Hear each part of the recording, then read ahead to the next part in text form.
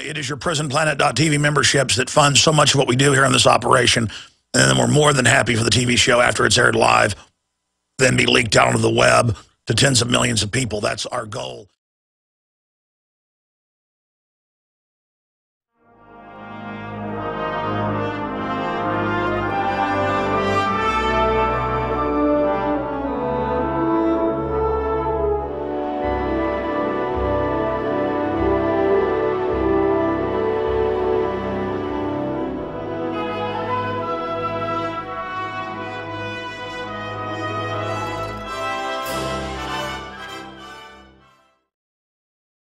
Ladies and gentlemen, it is Tuesday, the 24th day of July 2012. There is massive, obvious military news around the world, economic news. They're moving towards QE3. The Federal Reserve is, all of this is huge, very important information we're going to be breaking down. Also, new phone hacking charges rock London. Suddenly, Rupert Murdoch is endorsing gun control, George Soros, basically everything that he's always loved, but now he's fully turning over to them as the fact that the criminal attorney general and the Fast and Furious crime syndicate can arrest the head of News Corp basically whenever they want. So understand there is major blackmail going on there, and it looks like News Corp is completely rolled over into Obamanoid worship session as the blackmail game accelerates. We're going to be breaking all of this down. Syria confirms chemical weapons reserved for attack from abroad, which is exactly what our so-called government has for attacks from abroad. Israel steps up its rhetoric. That's just some of the news up at drudgereport.com. At Infowars.com, we have a lot of the same news, but also a lot of in-depth analysis of globalist crime syndicate operations. Yesterday, the Associated Press had an article about Marines shifting to police work because it's about being an occupying army, not just going in and knocking a government out, but putting in the new globalist military. I mean, it's always been about that since the days of Smedley Butler. But there is an article that details this out by Steve Watson at Infowars.com, and it gets into concerns about Marines. And it's a good article. It's just that Marines have already had DWI checkpoints all over the country, totally illegal. They've responded to shootings all over the country. The Secretary of Defense, Secretary of the Army have all said they're going to put troops in every U.S. city. They're just announcing this to sell you on the idea that it's for overseas because it is dual use. But why are they getting ready for martial law? Well, they say it's for collapse, but I thought we were out of the recession 3.5 years ago. I mean, they don't lie to us. These are good people running our country. So we're going to be going over all that. And the public is really noticing that Mr. Holmes, the supposed shooter, I mean, they all over the news, they just say, it's him, he did it. He can't talk, though. He's obviously drugged out of his mind on psychotropics and other antipsychotics, but no one's saying he's drugged. It's just, here's a guy that can't talk, and he did it. And by the way, his mother and father have come out. This is an ABC News. Alleged Colorado gunman's family stands by son, and she says, I didn't say you've got your man in the shooting, as the police put out. They haven't been talking to us. They haven't been asking for our help talking to him. All they did was call up and say, is your son James Holmes? And she said, yeah, that's him.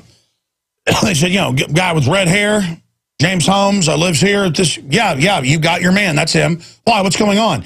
She said she didn't know that he'd been accused of these shootings. But see, they sold it like, Mommy said so. Well, let me tell you, ma'am, we've got, as people have noticed, when we open the phones up, we can load the phones from just in Aurora. And so I want to give people a chance from Aurora when we come back in this next couple segments ahead of 3 big guests today and a ton of news we're going to be peppering throughout. I want to go to people in Aurora or Littleton in that area. See how this whole thing's mischaracterized? Just like when Breitbart died within an hour and 49 minutes. I timed it. From the times the articles were time-stamped. They said he died of natural causes, go to sleep, no big deal. Coroner says he died of natural causes. The coroner hadn't even been called into the next day. See, I mean, again, the evidence of it being a black op is the fact that everything's so scripted day one. We'll be right back. Ladies and gentlemen, we are live and transmitting worldwide. We have a jam-packed transmission lined up for you today. Wayne Madsen, I don't know his take, his intel on the mass shooting yet. But he formerly worked with the NSA. He's been a Capitol Hill reporter for decades, or about 15 years since he got out of the NSA. He's broken so much news here and talked to his sources, federal informants and others, breaking down the fact that Judge Roll and Congresswoman Giffords were shot to basically cover up an investigation they were involved in of Fast and Furious. Wayne Madsen will be joining us in about T-minus 25 minutes. Joel Gilbert, we're going to open the phones up for him. This will be his second radio visit with us. He's been on the Nightly News. The maker of Dreams of My Real Father. Today is the official release date of that film. You notice we've been promoting it the last month. We have it in stock at InfoWarsShop.com. But the point is he is going to be joining us coming up. And then Larry Pinkney, video Skype. I have heard him on the radio before. He is a veteran of the real Black Panther Party, not the federally created ones.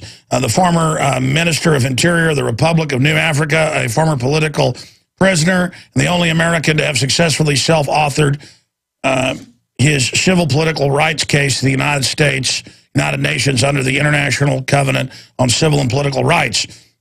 He's going to talk about COINTELPRO and how they basically destroyed the real Black Panther Party, regardless of whether you support their political views or not. They were not violent at first. They were infiltrated and radicalized by the government. I mean, I've had former FBI agents, high-level ones, you know, the head of the Southern District of California, one of the most important FBI positions in the country, Ted Gunderson, admitted himself to COINTELPROing people.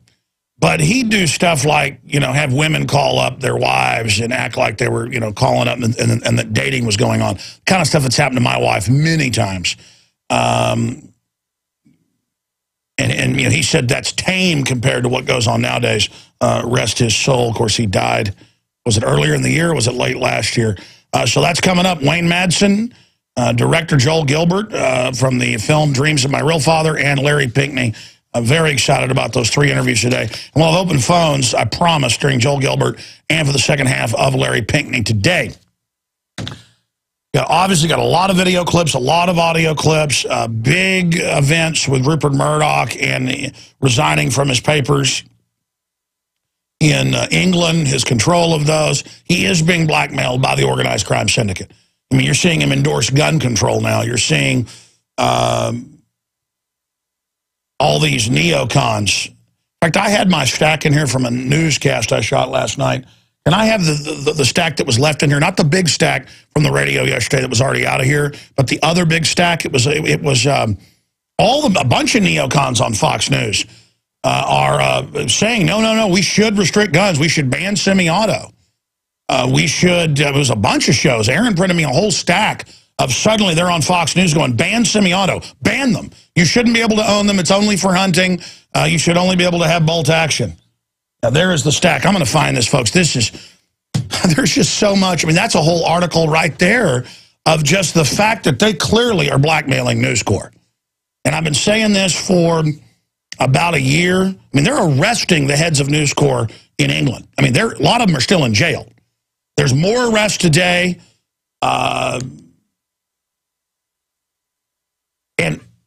Look, I'm not saying News Corp is good, but they're not MSNBC, who openly meets with George Soros and Media Matters, and their memos have gone public, and Politico's defended them, saying we're going to infiltrate news organizations and destroy them and sabotage them from within. I mean, that's racketeering.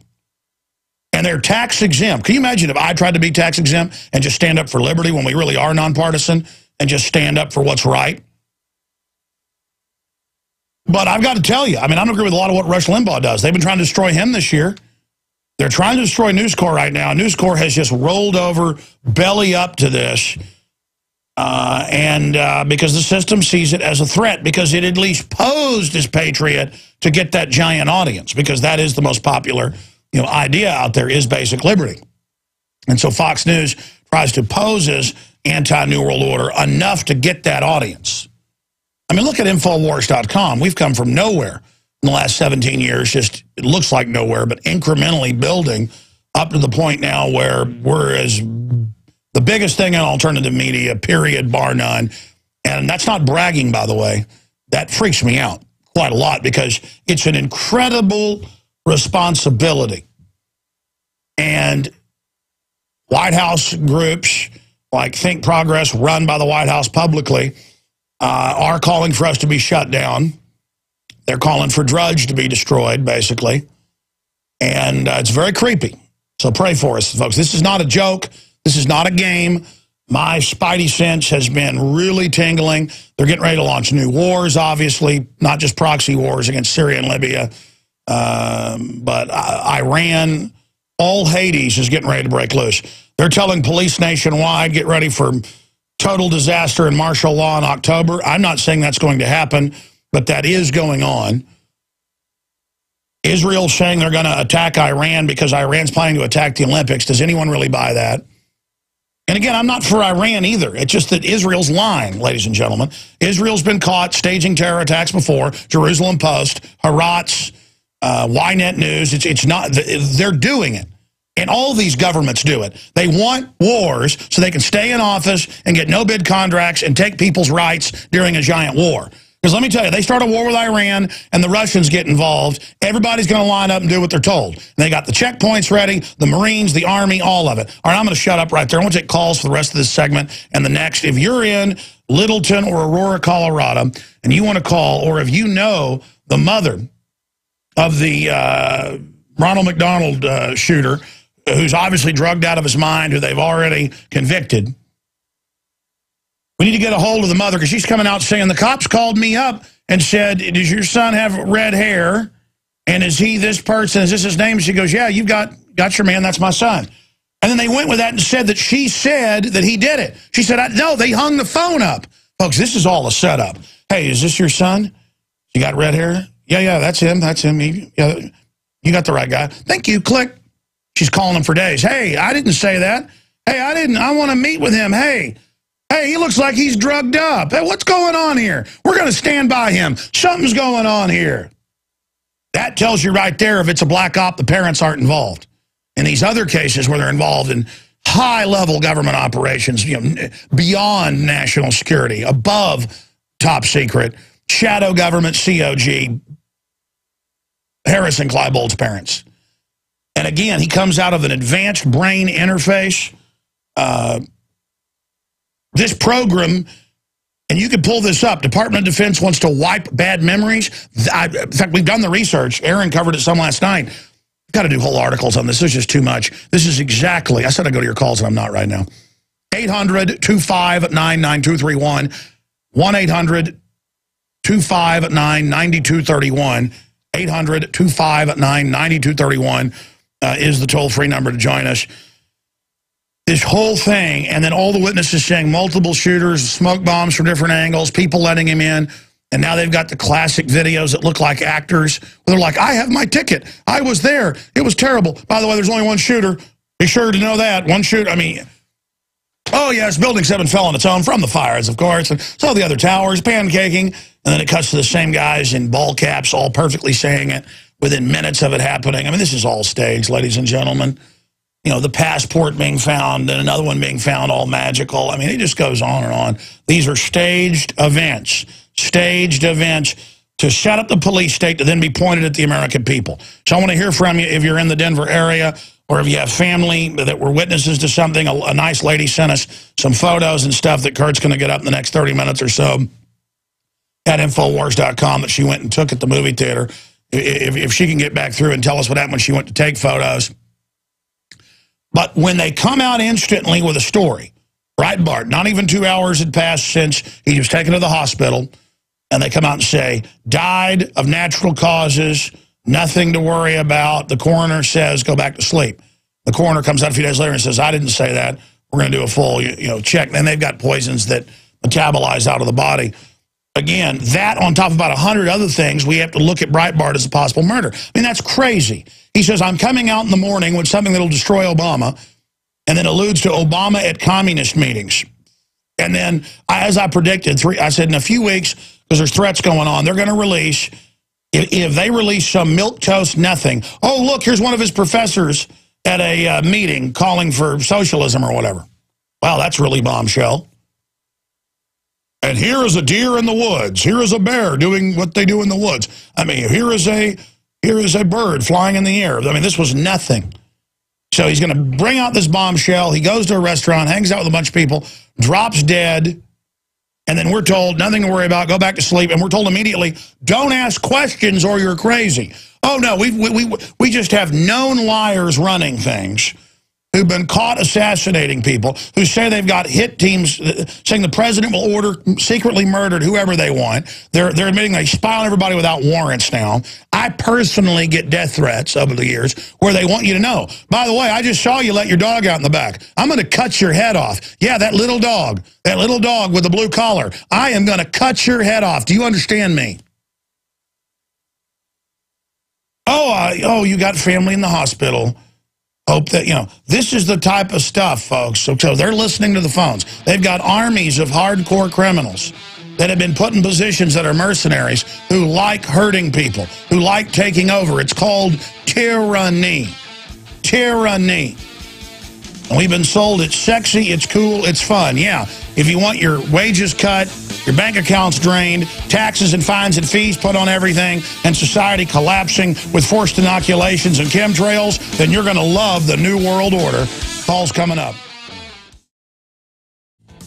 By the way, I went with the crew last night and saw a late-night showing of Batman. I haven't had a chance to talk to the crew yet because I walked out of the movie towards the end. It was so bad. And we were there getting popcorn and stuff, and they're like, what are you going to see? Batman? Like, oh, man, awesome, incredible. Oh, you just wait. And, I mean, we are, I mean, I can go watch fantasy. I can go watch, I'm already reviewing it, aren't I? I said to go to your calls. I can enjoy Green Lantern, the Spider-Man movies, Star Wars. I mean, I can go watch fantasy stuff. It's not that I'm like, oh, this is kid stuff. It's when there's no plot developed. It's all just weird scenes of posing. The Batman fights look like it was the scene with Captain Kirk fighting the Lizard, where, I mean, it's like slow motion. It was horrible. It was a horrible movie, nothing but a mindless vehicle to deliver the idea of martial law and checkpoints, and the police are a gang that are going to riot and defeat the Occupy Wall Street people who were AKA the Second French Revolution, and the idea that any protest is terrorism. I mean, it was just so ridiculous. And the cops are rushing up on Bane, and they're firing hundreds of machine guns at him, and like one cop gets shot, and the bullets all hit the ground and spark. It's just total.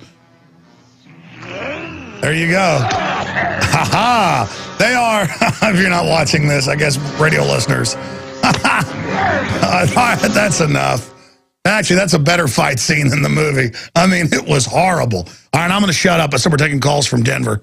Julian, Joe, Mike, we'll get to all of you here. We'll even take some of you while Wayne Madsen's on. He's coming on to give us his take on it. By the way, I keep getting questions about a couple shirts my wife got me that are recreations of mountain climbing dress shirts from the 60s. And so that's what these shirts are I'm wearing. They're not Boy Scout shirts, but I liked them, and that's what I'm wearing in the summer. And I have 2 shirts with them, and that's what I'm side issue, but it's become quite a big debate whenever I wear one of these shirts. What are they? Is it a military shirt? No, it's not. It's a rock climbing shirt. Not that I'm really a rock climber, but I do like to hike. So what do they call it, an alpiner? Okay, let's go ahead and take a call. Shut up, Jones, and go to the calls. Joe in Colorado, what's your take on all this? Them saying, Mommy says he did it, basically, but she never said that. What do you think of all this? Yeah, first, my heart goes out to the family. Yes. But I just think that, it's blatant. The dude's not talking, looking crazy in court, bulletproof vest, all this stuff, doesn't shoot back at the cops. It's just, I'm a veteran. So, I've been awake for a minute listening to you for a while. My first time calling and getting through, but, it's crazy. I just can't believe it. Well, what about the fact now that they admit he was on a bunch of psychotropic drugs, which can naturally make you go crazy and do stuff like this, like Sergeant Bales. Why are they even charging him? He was clearly completely insane. But the issue is this guy's totally covered up. Everybody says they're multiple shooters, but within minutes, oh no, we caught him. Here he is. We're not going to give you any details. And then they call the mother up and say, yeah, your son got red hair. Is this his name? Yeah, that's him. You got your guy. Well, why? And then they hang up the phone on her and announce she said he did it, basically. And she's coming out going, I've been telling him for days I didn't say that.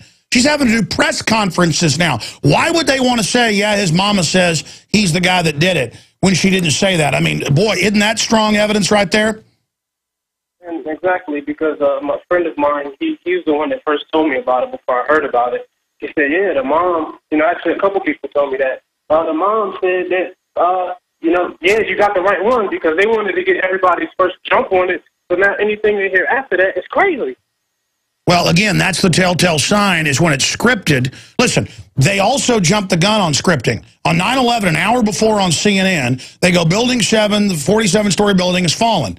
And Aaron Brown was on it, and he lived in New York, and turned around and he went, I'm not sure if that's right, though, because it's right behind him. And then BBC on 2 channels, the exact same thing, said it's fallen in its own footprint from fires. What a beautiful collapse. And I said, BBC first said those weren't real videos, and they said, okay, they are real, but we lost the tape. And I said, I know who did it. I know who gets your feed. You got an internal Reuters feed, and years later they admitted, yes, Reuters had reported it fell perfectly as it did with the cover story an hour before it did, and then they tried to cover that up, just like they said Lee Harvey Oswald had been captured before he'd even been arrested and no one knew his name. They printed that all over a certain time zone, Australia, New Zealand, and some other areas. Again, it's scripted, and they get caught scripting. Anything else, sir? Yeah, on the end on that, it's the culture. Like I said, I was in the military.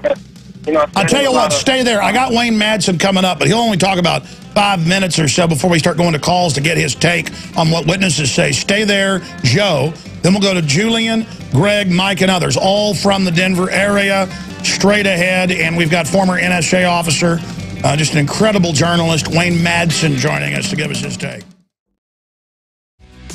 All right, we are going to be going to Wayne Madsen of WayneMadsenReport.com here in just a moment. And then throughout the next 30 minutes, we'll take calls from people in Colorado for any questions you have or comments or statements you want to make about what's happened. We were just talking to Joe in Colorado, who's a veteran, saying he and his friends aren't buying it, especially now that the mother is coming out and saying, I didn't say he did it. They called up and said, is this your son? Is this his name? Does he have red hair? And she said, yeah, that's him. You got your man. Click. And for days, she's been calling the police. And the father has going, and now they're saying they're going to stand by him and don't know what really happened. No kidding. He can't talk. He's obviously drugged out of his mind. I mean, folks, when you see a drugged up person in the courtroom and the whole system says they did it, that's Operation Northwoods, folks. They commit the shooting. The witnesses are all saying multiple shooters. I'm ranting. I'm sorry. The whole thing. But we'll get Wayne Madsen's take. I don't know what Wayne's take's going to be. I just know he was on a few months ago, and he said he was very worried about new false flags. Paul Watson's finally going to get that article out today with all the Obama officials saying a mass shooting would help people reconnect with him. We have video clips of this from even Hardball a few months ago. The memos, Glenn Beck coming out and saying they want to stage a new Oklahoma and blame it on me. People are finally starting to get this. But we'll get Wayne's take in just one moment. Here's Ice-T on Denver TV.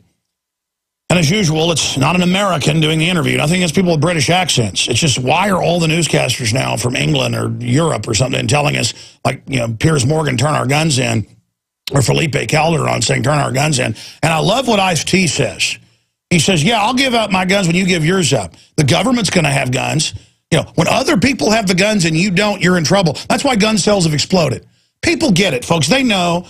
We did the math. Kurt Nimmo showed the statistics. I mean, it is one of the rarest things. On average, there's about 15 people killed a year in mass shootings in groups of 5 or more. There's quite a few, 2 or 3 getting shot, and it's mainly gang-related. You see that stuff almost every day in Chicago. And, that's their problem. That's nature's way of, people. I'm sad it's happening. It's a very, corrupt drug culture. People should get away from it. But the point is, I don't lose my guns because a bunch of thugs kill themselves, but I'm ranting. Let's go to this quick clip of Ice-T telling it like it is, and I just love it. Here it is. Well, I give up my gun when everybody else does. And is that doesn't that make sense? Well, doesn't that make sense? I mean, if you were to, if there were guns here, would you want to be the only person without one? So do you carry guns routinely at home? I mean, you have a gun at home? Yeah, it's legal in the United States. It's part of our Constitution. You know, the right to bear arms is because that's the last form of defense against tyranny. Not to hunt. It's to protect yourself from the police. And do you see any link between that and these sorts of incidents? No. Nah, not really. You know what I'm saying? If somebody wants to kill people, you know, they don't need a gun to do it. Makes it easier though, doesn't it? Not really. You can use you can strap explosives on your body. They do that all the time. So when there's the inevitable backlash of the anti-gun lobby as a result of this incident, as there always is. Well, that's not going to change anything in the United States. Nah. The United States is based on guns. You know, like KRS says, you'll never have justice on stolen land. So it's not going to change. KRS-One, he's a listener of the show. He's in the Obama deception. And we've got to be honest about that. This is a warlike culture, the most warlike in history, quite frankly. And you're not getting our guns, okay? That's the end of it. And I totally agree with Ice-T right there. But, I mean, he says cops. That's for the general public, you know, to get it. He means corrupt, tyrannical government. Let's go to Wayne Madsen, author, researcher, WayneMadsenReport.com. He's got a new book out on Obama that's excellent there on the site. He is a Washington, D.C.-based investigative journalist, author, syndicated columnist. He's written for The Village Voice, The Progressive, Counterpunch, Online Journal, and more. His columns appear in the Miami Herald, Houston Chronicle, Philadelphia Inquirer, amongst others. He's been on all the major TV, reports on national security issues. I wanted to get his take briefly today, too, on the fact that NSA suddenly is like, okay, we spy on you in real time, no warrants. You're all being spied on. It's totally illegal. We just do it. Sit down, shut up. By the way, there was a drill running, of course, of the exact stuff happening in Denver. You know, at the same university he attended, of a movie theater being attacked and a guy using bombs to divert people as he shoots them. Wow. Wayne Madsen, again, formerly in submarine warfare, then was in the National Security Agency, worked for a lot of big telecommunication corporations as well. He joins us right now. He's a member of the Society of Professional Journalists and the National Press Club. Wayne, I don't know your view on this whole thing. But I've got a sneaking suspicion, because I know you're always out there investigating the same info I am. Wayne Madsen, what do you say about what's happened in Denver? Okay, let's take a look at Mr. Holmes, where he was back in May. He was on one of 6 individuals who received a National Institutes of Health grant for neuroscience training at the University of Colorado at the Anschutz Medical Campus. That used to be the Fitzsimmons Army Medical Center before the Base Realignment and Closure Commission had it privatized. And in May, Mr. Holmes presented a paper at the university, at the medical school, and get the name. It was on micro-DNA biomarkers in a class titled Biological Basis of Psychiatric and Neurological Disorders. That's kind of strange, since we're now told that, you know, this guy's a crazed lunatic. But it gets even more interesting. He did a summer internship at the Salk Institute, which is part of the University of California at San Diego and La Jolla. And the Salk Institute, I mean, they've done great things. I mean, Jonas Salk, the pioneer on the anti-polio vaccine. Yeah, with 11 cancer viruses. They also, the Salk Institute, back about the same time frame, was involved in research to create basically peak soldiers for the battlefield, where they were investigating sleep deprivation, getting soldiers to stay up, not get tired, and they were using something that actually comes from cocoa, a flavanol that was this project was conducted with the Defense Advanced Research Projects Agency and the Salk Institute and the Mars company that makes Snickers and Milky Way bars. Okay, so you know, this is just another example of some weird science being conducted. Well, they're looking to put Pentagon. regular additives in things, tweak them slightly, and manipulate the public. Yeah. They now admit that all these DARPA programs are looking at manipulating and creating super soldiers. They're testing it on them. We've seen that happen with Delta Force, and they kill their whole families. Remember that event 5-6 years ago at Fort Bragg, where 4 groups came back and killed their whole families. Well, one guy didn't. He beat the program, but the police said he was flopping around and yelling when they pulled up in front of the burning house. Exactly what this guy's doing. He now looks all drugged up. Please continue. Well, it's interesting. I found a quote from Terence Sejnowski, who's with the Salk Institute for Biological Studies and the director of the Computational Neurobiology Laboratory. And he commented that a lot has changed in their study of the brain. And he says, since the early 80s, we now know a lot more about the brain. And then he added this, perhaps more than we need to know. Now, that's a pretty strange comment. That's sort of like the guy where they were running the drill, the training drill in Douglas County near Aurora, who said, yeah, this is a very strange coincidence. We happen to be running a drill on a shooter shooting people in a movie theater at the same time the actual event was taking place. And throwing smoke bombs. Yeah, so, you know, so I'm looking at this like I looked at the Jared Loughner case, who killed Federal Judge Roll and disabled Congresswoman Gabrielle Giffords. I mean, I was told by people in Arizona who worked with the FBI that he was an MK Ultra product, and I am firmly convinced that Mr. Holmes, James Holmes, was also involved in some experiment. Now, was he involved willingly or unwillingly? Isn't it funny? The Anschutz Medical Campus will not release any records of his time at that medical school, nor will other universities he was associated with in the past release any information. Well, we know what they do now. The cutting edge is what they call vaccines, but they're really live viruses that are really nanotech. They're programmed to go in and eat certain ganglia in the brain in certain nerve centers. And the reason they know where to attack is that it has to be ganglia absorbing a certain chemical or endorphin or hormone. So they go where those are available and destroy them. Then drugs can be added to manipulate the interfaces. It's very sophisticated, but I've read the papers on it. And that's what they're moving to in pharmacological crops, to basically, without people understanding it, phasing it in where the general public just incrementally are turned into biological androids. Right. It's also interesting that Holmes's father, Dr. Robert Holmes, worked with a company that was a partner of DARPA, Defense Advanced Research Project Agency. Now, this DARPA outfit does a lot of this weird science, okay? They spend all this taxpayer money on research. Futuristic research. It's actually, I've been told by people in the Pentagon, it's a huge washing machine where they launder intelligence agency money through DARPA to come up with a lot of strange things that Congress would never, in its right mind, approve of on a line item budget thing. What do you make of the timing? We're obviously going to have to hold you a little bit in the next hour, so move Joel Gilbert. He'll be all right, because I want to get to these calls from people in Colorado for you folks. Stay there. We want to hear from you. 800-259-9231. What do you make of the timing? Obama says in the next 2 weeks he's going to sign the UN treaty. They need just a few votes in the Senate. Didn't have them. This push for restricting guns. What do you make of the timing of this?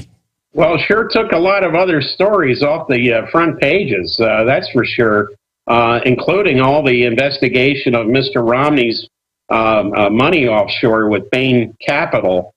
He's got to be really happy about this. Because that was really starting to hurt him, the whole Bain Capital thing, and he wouldn't stand up for himself and stuff. Yeah, that's interesting. Absolutely. Also, Dr. Robert Holmes, father of James Holmes, the company he worked for was called HNC Software. It was in San Diego, and they merged later with a company called FICO. Now, they say he now works at FICO, which does a lot of predictive programming for people and for the credit industry. make sure that people who are using credit cards, it's actually them. But they use neural networking to do this. So he was involved in a lot of this neural networking research himself, and so was that company. And they had contracts with DARPA. You know what else is funny? I want you to get to that, but I want your take on this. I'm sure you'll know this. Most people don't. Theodore Kaczynski volunteered for the MK program. We didn't find out till a lot later when they declassified some of that, but he was a volunteer. So you volunteer, but you don't know what you're volunteering for. And, of course, he was the Unabomber.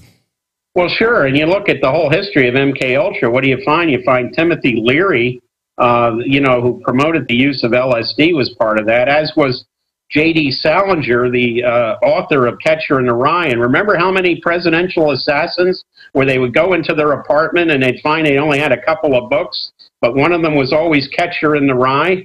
I mean, this was the case with David Chapman, killed John Lennon. It was the case with Arthur Bremer, who shot George Wallace. It was the case with a lot of these presidential assassins. So I think they also found a copy in Timothy McVeigh's place. So has Batman replaced, nobody's reading anymore. They're going to movies. So has Batman replaced Catcher in the Rye as the triggering mechanism? Yeah, and to explain that, I made a video a month ago saying this film has triggers in it for violence because I could just watch it and see that.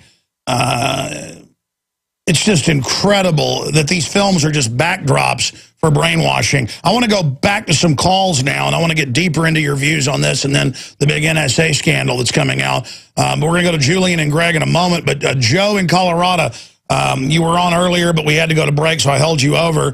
You're a veteran. You're there in the area. You're saying you're not buying it. What do you make of what Wayne Madsen's been saying? And then go ahead and make your other point. It leads all back. You just follow, who's involved, and, you go deeper into it than what the media is telling you, and you're always going to find, some things that you need to ask more questions about. So I agree with them on that. About the culture, like I said, in the military, we would see a lot of things, and guys would giggle and think it's funny, and I was the one that was kind of thinking, what's going on? That's kind of the reason why I got out, and, that's what's going on with society. They think those things is funny, and it's just kind of sad, man, but, the people that are waking up, they're going to do what's right. And, I just pray for everybody because things is about to get out of hand, God bless you, sir. I appreciate your fine points. Yeah, that's what I took away from watching Batman last night is I don't think of myself as some really smart hotshot. And I talk to adults and people, and they're like children. And I guess it's television. Wayne, do you get the point I'm making about more and more, either people are awake or they're getting more and more dumbed down, where they're like children and they have this Pavlovian preconditioned response to just giggle about everything? Yeah, and you have to wonder about predictive programming techniques in Hollywood. I would note that on August the 10th, we're going to see the premiere of the new Born Legacy movie, the newest in the series by Robert Ludlum, and although it's like a super version of Jason Bourne, Treadstone was actually it's fictitious, a CIA assassination program, but Treadstone is absolutely MK Ultra. If anyone has seen the Bourne movies, you'll know that. And Ludlum, it's incredibly accurate from what's declassified. They really did that. That's right. I also note that James Holmes is the grandson of Lieutenant Colonel Robert Holmes, who was one of the first graduates at the Army Language School, now the Defense Language Institute in Monterey, California, one of the first graduates in the Turkish language there in about 1948. So we now have a link between Holmes and at least his grandfather, because once you graduate from that school in one of those languages, you're obviously going to go work under official cover for the CIA or the Defense Intelligence Agency. In this case, it would have been Turkey. So there's a link there. The other thing I would note, it's very strange, is the car that Holmes drove to the theater and had Tennessee plates. Now, what is the link to Tennessee? We're told he was from San Diego. He went to University of California at Riverside. What's the link to Tennessee? I haven't seen anything more on that. That's a and very the witnesses are saying multiple shooters. Stay there, Wayne. Great points. A lot of other points on this. Why would they do this now? And then we're going to go to Julian and Greg straight ahead. We're going to go to you right after this break with Wayne Madsen. We'll keep him about 15 minutes and then get our next guest on. Democratic operatives urged Obama to seize on attacks. Paul Watson has the big report out with all the different video clips and their own internal documents and public statements about using terror attacks to take our liberties, including mass shootings, and how great mass shootings are for Obama. The whole article is there right there, and I hope that everybody goes there and watches the different video clips where they talk about it and say it. In fact, I'm going to get him to add the part about Oklahoma City. I mean, he's got it in there, but even Glenn Beck saying they're getting ready to stage it and blame it on us. Because they say that. Boy, we're going to have an Oklahoma, we're going to blame it on them. They don't say they're going to do it. They say, we're going to have one, we're going to blame it on them. Like saying, that bank's going to get robbed next week. We're going to blame it on this guy. Who's the first person you go to? Hey, you said that bank was going to get robbed. It got robbed. Why don't you get up against the car? We're putting handcuffs on you. Instead, it's like, oh, yeah, so Wayne Madsen, you pointed at Romney, though, saying it's got a lot of stuff out of the news. I mean, Romney's not in control of the Justice Department and stuff that ran fast and furious. I mean, isn't this their M.O., Holder and people from Oklahoma City? Well, yeah, you know, I mean, this whole Fast and Furious thing, you know, which I still also think was to destabilize Mexico, to get this guy, this New World Order guy, the new president installed down there. It looks like they stole that election. The two opposition parties anywhere are claiming it. It happened. And yeah, I mean, there's a lot of cheap political shots being made right now. I don't often listen to Sirius Radio, but I was listening to Tom Hartman's program yesterday where he brought your name up. He started talking about the right wing fringe that wants guns and it mentioned you in particular and debunked all these conspiracy notions about Colorado and I think he mentioned you in the same sentence with David Koresh. It's amazing. He's got a program on RT. I don't know what happened to that network, but he's clearly funded by the Center for American Progress, which is the George Soros finance think tank that basically acts as policy toadies for the White House. Well, there you go. There you go. Think Progress is run by Soros in the White House. It's on record. They have meetings weekly there, and they basically called for us to be shut down last week, and now you tune into the radio. And Hartman, who used to be an okay guy, you know, I used to get him on the show. I've been on the show before, and he just viciously attacks me now and starts making stuff up. And it's really creepy to see somebody totally join the dark side. Because you can be a liberal or a conservative, and you know, I can disagree with you about something. But when you get, so basically, just to get this right, because I'm going to go find it and do a story on it, because this is a big deal. They're trying to blame Rush Limbaugh, too, for this. And again, folks, even if you don't like Rush Limbaugh, if they can demonize the First Amendment and talk show host, they can have a chilling effect and go after us all. That was on MSNBC. You're telling me, it was also on NBC, national TV, you're telling me that he was saying that basically this culture of guns, Alex Jones, implying somehow, you know, that we're causing the culture, or am I wrong there? And then implying I'm a cult leader like David Koresh? Yeah, and you know, and pulling us, you know, out of making us out of whole cloth about the conspiracy kooks out, you know, taking advantage of this incident to, you know, try to put out a lot of various conspiracy theories. I mean, he loves to use that term because, remember, this term became a vogue term after the Kennedy assassination in '63, when people said, we're not going to buy this ludicrous notion that this guy was a lone gunman, and it's been used as a pejorative term ever since. All right, stay there. We got to go to break, but I'm going to go to Julian and then Greg from Colorado. I promise, straight ahead. This is just, I was about to go to you and he hit me with that news. And then after that, I'm going to ask Wayne, what does it mean? I mean, because I feel creeped out when White House operatives are attacking me every day. Former National Security Agency operative, employee, Wayne Madsen, investigative journalist, joins us right now. I'm going to get his take, and on exactly what Tom Hartman over on XM and syndicated radio was saying about me, that I'm David Koresh and all this stuff. I guess I need to be burned up with my family? Is that what happens to heretics like me that don't trust known lying government? Okay, pray for us, folks, because the White House, through its operatives, are now attacking us. I'm seeing reports every day without looking, and it's really getting bad. And they're saying stuff like "shut me down," "shut me up," which then they usually carry out. So, and I've really been feeling creeped out lately. But that's just the way it is. It's victims of our success here, which is the road I walk. It's what I asked for. Julian in Colorado, you're on the air with Wayne Madsen. Thanks for holding. What's your take on all this? I just think it's just another distraction for Obama to kind of regroup and try and make enough of an effort towards bringing everyone back to his side before the election comes up. No doubt that it's a distraction from them gearing up to have war with Iran and Syria. That's huge news. Where are you in Colorado? I'm actually, I work in Commerce City, which is just pretty much due north of Aurora, actually. What are your friends and family saying? What's your take on this? I mean, I know your take. What's their take? Yeah, well, my friends and family just pretty much have been following the media and really just believe that he's just a crazy maniac that just went off the deep end, I guess.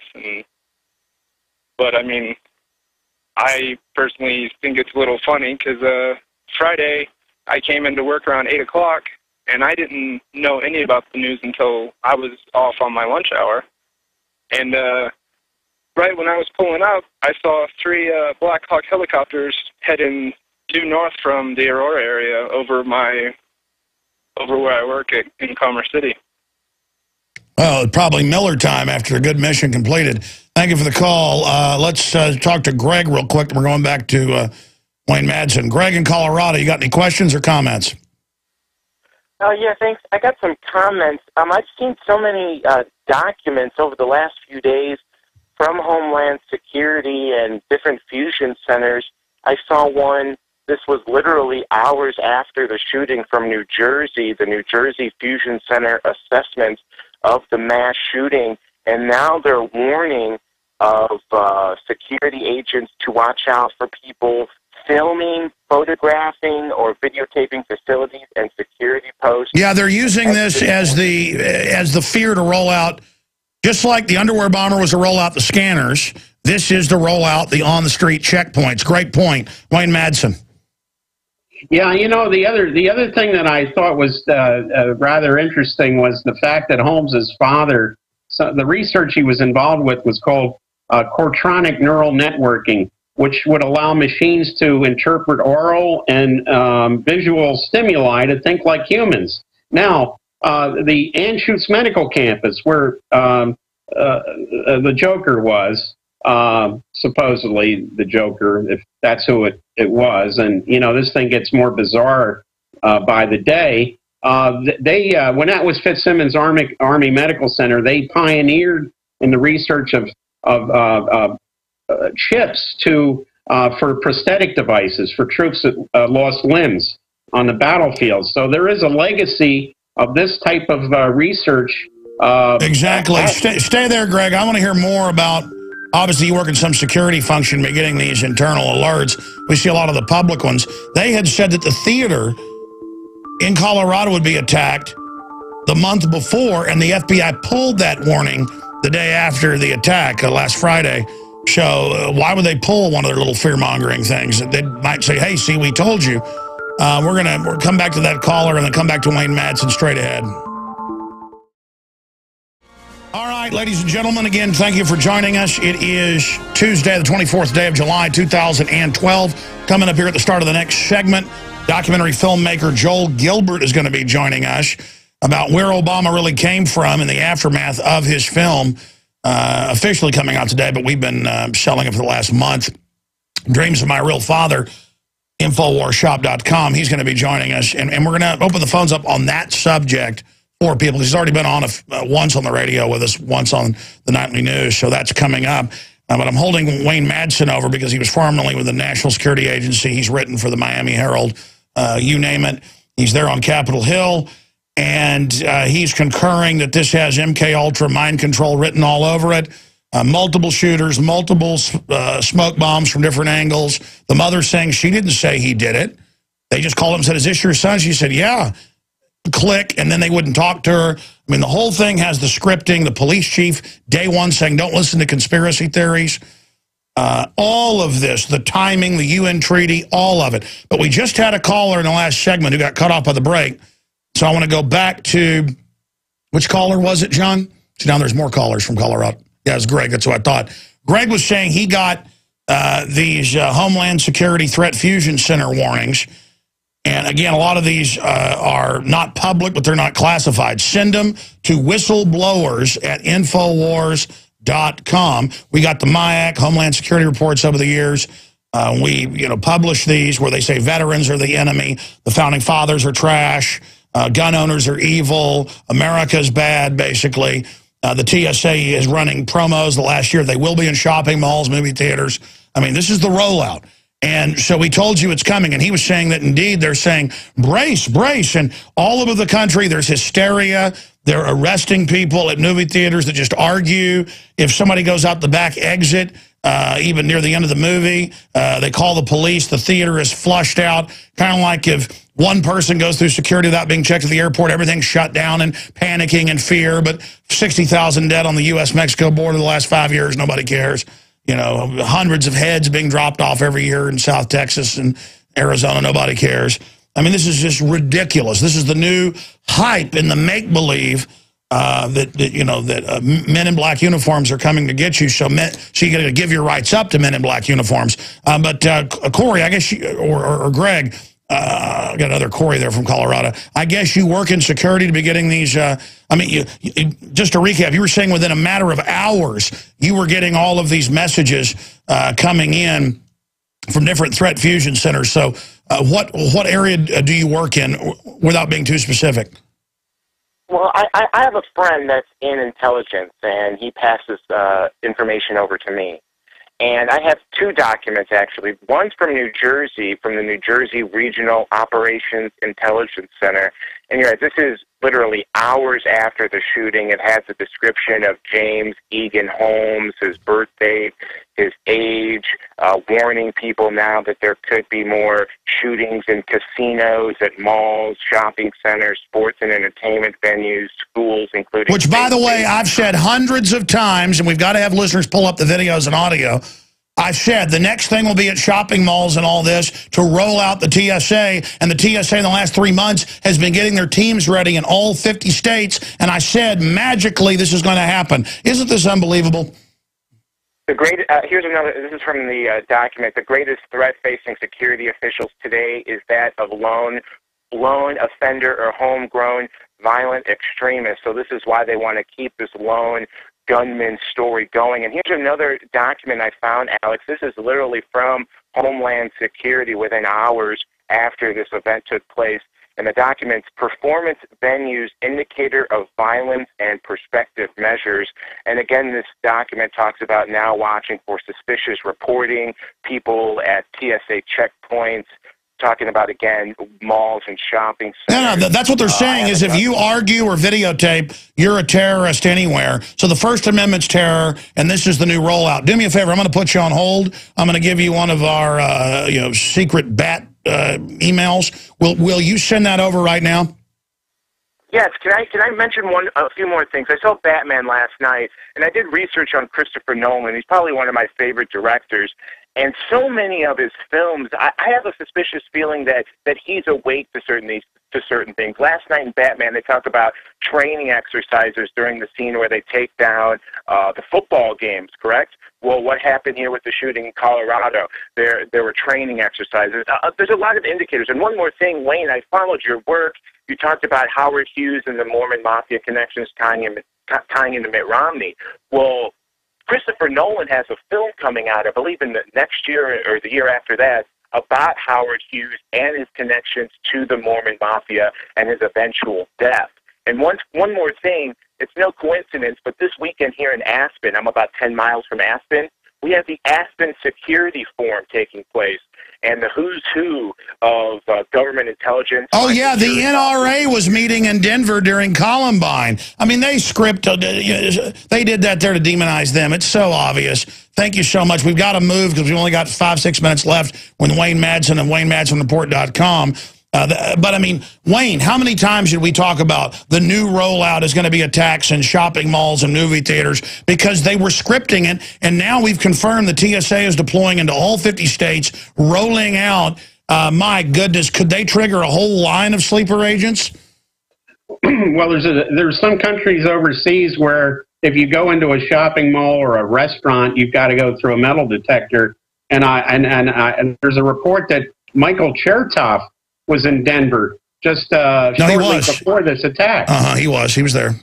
So here we have Mr. Rapiscan, Mr. Pervert, body scan out there right before this happened. Sort of like when Rudy Giuliani happened to be in London with Benjamin Netanyahu during the London transit bombings, and there was a drill going on there as well. The exact targets hit at the exact time at the exact locations. We did the math. It was from an actuary with a insurance company. Just the basic computer breakdown was something like 1 out of 23 trictillion. Right. Yeah, figure the odds.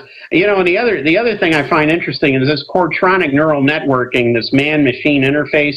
A lot of that work was pioneered by the RAND Corporation. Now, they're a well-known intelligence operation doing all kinds of wacky research. Well, they're the master planner group.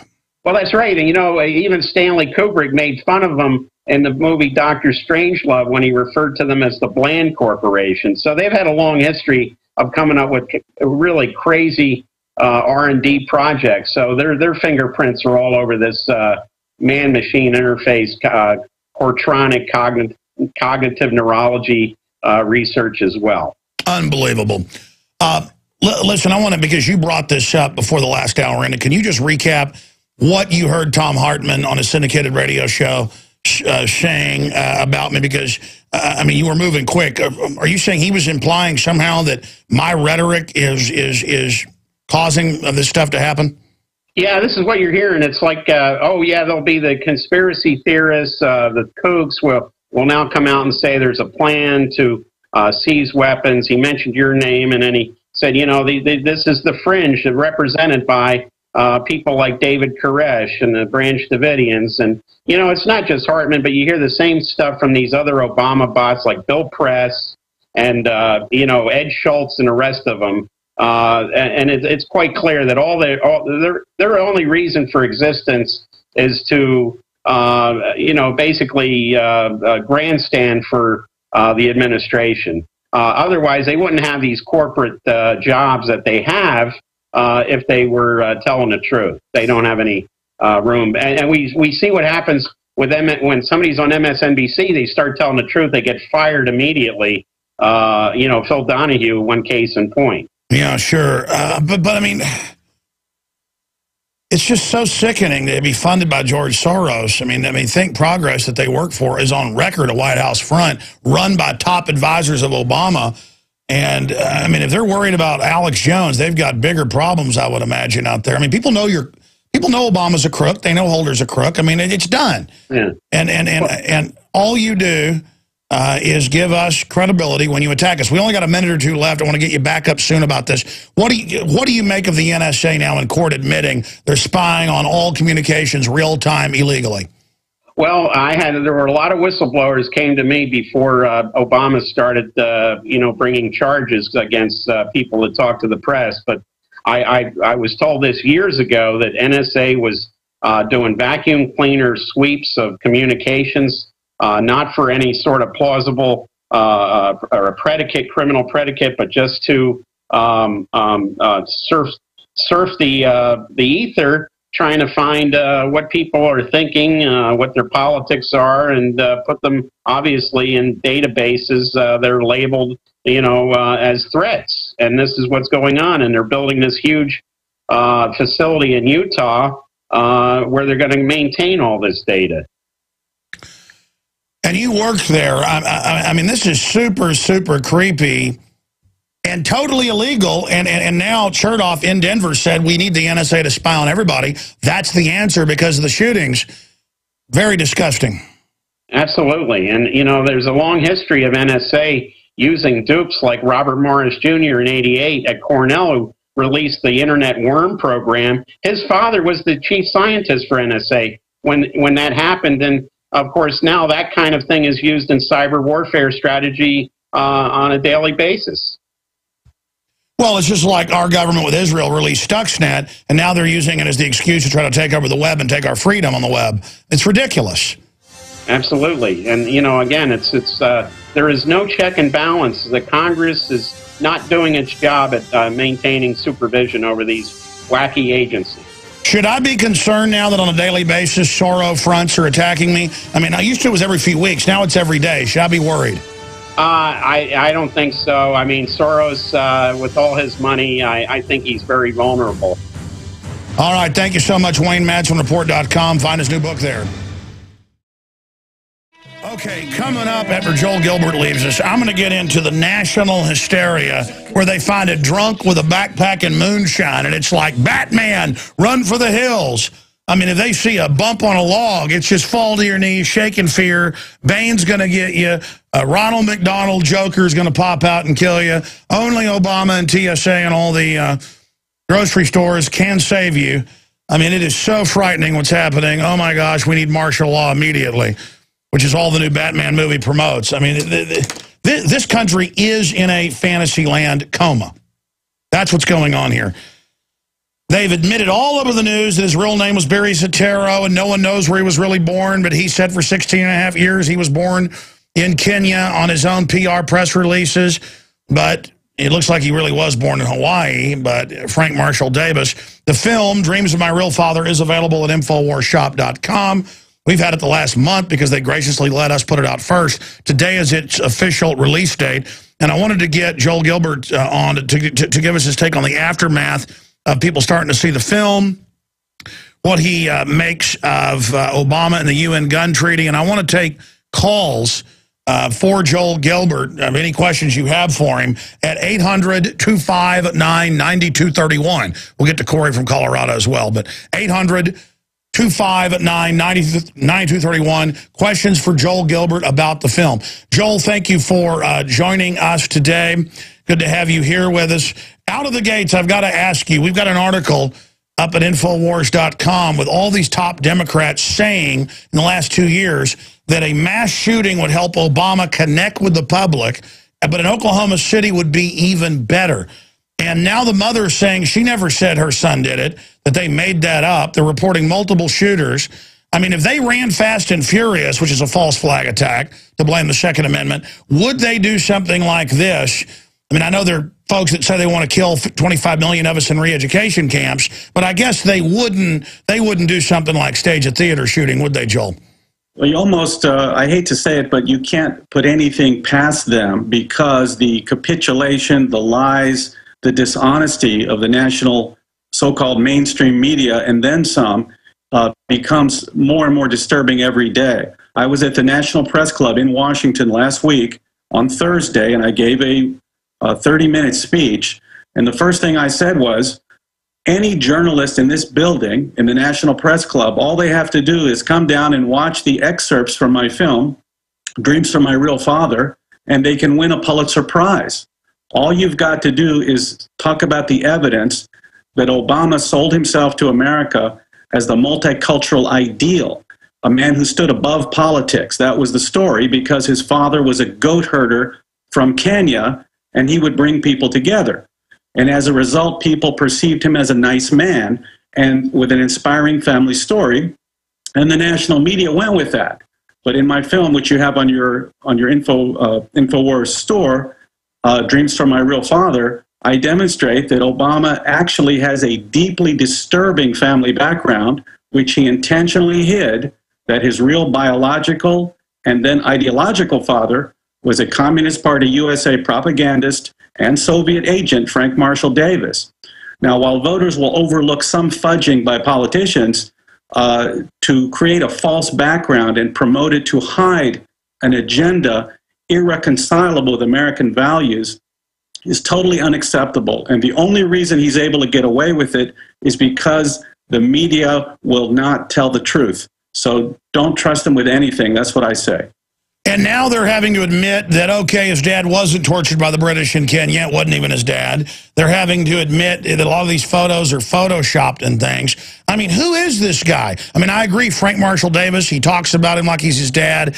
He hung out with him as a kid a lot. Grandpa brought him over. There was some weird thing between them. Obama says, you know, his grandfather, some unspoken thing with him and Frank Marshall Davis. His mother there posing on the couch naked, and then you see Davis in other photos on that couch. He was a secret pornographer, publisher of, you know, all these porno things. I mean, it's just so seedy and so weird. But and then it's the only plausible story. The film is Bombshell, and it's available right now on InfoWarsShop.com. We're going to get the aftermath of this and your phone call straight ahead. Alex Jones back live here. Director Joel Gilbert joins us. Joel just began to investigate Obama himself and ran into this information, and it turned out separately other investigators had actually talked about this 3 years ago, and it had been on national news. Joel separately discovered people talked about Frank Marshall Davis being his father. Let me tell you, the voice, everything, spitting image, he writes about him almost more than his mother in his book. You've got to see the film Dreams of My Real Father, available at InfoWarsShop.com or Infowars.com or PrisonPlanet.com will get you there. Because when I was first told about this, I don't know, like 3 months ago by Dr. Corsi, because, you know, Corsi's just like, we don't know who he is. We know the official story is not true. I was like, okay, well, yeah, let me see the film. So I got one early. And I was like, wow, this is really convincing. This really makes sense. I'd say I'm about 95% convinced by the film. Everybody I know that sees it just says, oh, my gosh. I mean, you got to see it, all the comparisons, the photos. They visit the house where Frank Marshall Davis lived, where Obama went every week. I mean, this is his daddy. And then you understand why his wife said he was born in Kenya in multiple speeches even 4 years ago. There's video of that. Just pull up. Michelle Obama says he was born in Kenya. And it's put out in all his literature and all of his PR things. You know, hundreds of publications. And we're like, hey, you say you're born in Kenya. We know these birth certificates are fake. And then but your dad doesn't look anything like you. And the State Department said it wasn't your dad and kicked him out. And you got a dead person's Social Security number. And, you know, they said he wasn't named Barry Soetoro, but it turned out he was. And now they make a joke out of it. And it turns out most of the stuff in the book isn't true. And then you got all these weird CIA people. I want to go to calls, but first find out the latest, you know, backlash, whatever's, you know, happened to you, Joel, since you were on with us a few weeks ago on the nightly news and a few months ago on the radio. But today's the official release date of Dreams of My Father's. Well, Dreams of My... I'm thinking of the book that you then researched for, Dreams of My Real Father. But Aaron Dykes, who's host of the nightly news here, and researcher, he agrees with your analysis that their enforcer level is a communist brigade model, and they are communist. But above that is all the mega-rich foundations and ultra-wealthy funding it. I've asked you this question, but Aaron, you could just rattle off all the foundation names. So Aaron Dykes, pose your question to Joel Gilbert here, and then we'll get his take on that. Go ahead, Aaron. Right. Hi, Joel. Yeah, first, I found your film gripping, of course, and everything, but I was wondering, obviously, Hillary's an Alinskyite, but at this point, the Clinton family's very much on the globalist agenda stage, not trapped within a communist thing. And it's the same deal with the Ayers connections. You've got Bill Ayers, a very, you know, Weather Underground, very violent group, part of like almost a proto-Occupy Wall Street. But then conversely, his father is a mega-rich, foundation-funded. He sits on, what, 10, 15 boards in Chicago. He's on the Searle board, which is what Monsanto became, later merged. Yeah, they're anti-free market. They want monopolies. Right. I was just wondering on his take on the larger agenda beyond kind of the glass ceiling of communism. Yeah, we've found, as the book None Dare Call a Conspiracy shows, there is a mega-crony capitalist anti-free market group. Well, Carol Quigley wrote about this. Okay, yeah. Let me answer. I can tell you that the style of the socialists and communists is to use anyone and everyone that they can to achieve power. Frank Marshall Davis, Obama's real father, was in charge of bringing blacks into the communist movement in Chicago in the 1930s. Now, he ultimately failed because the blacks were religious people and communism was atheist.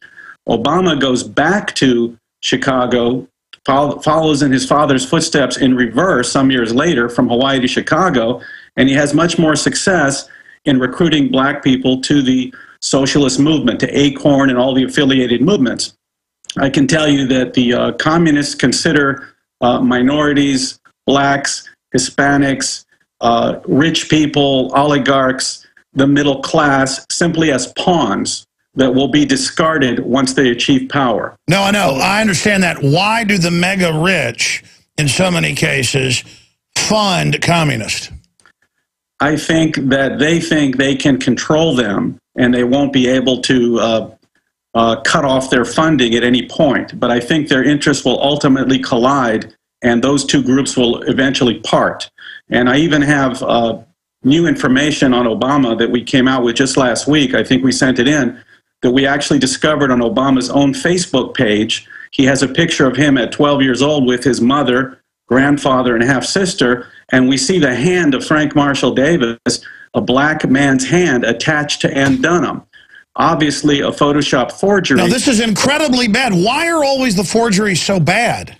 I think it's because if you're the President of the United States, you can't put an ad in the Washington Post or on Craigslist that says, if you need, I need a forger, please contact 1600 Pennsylvania Avenue.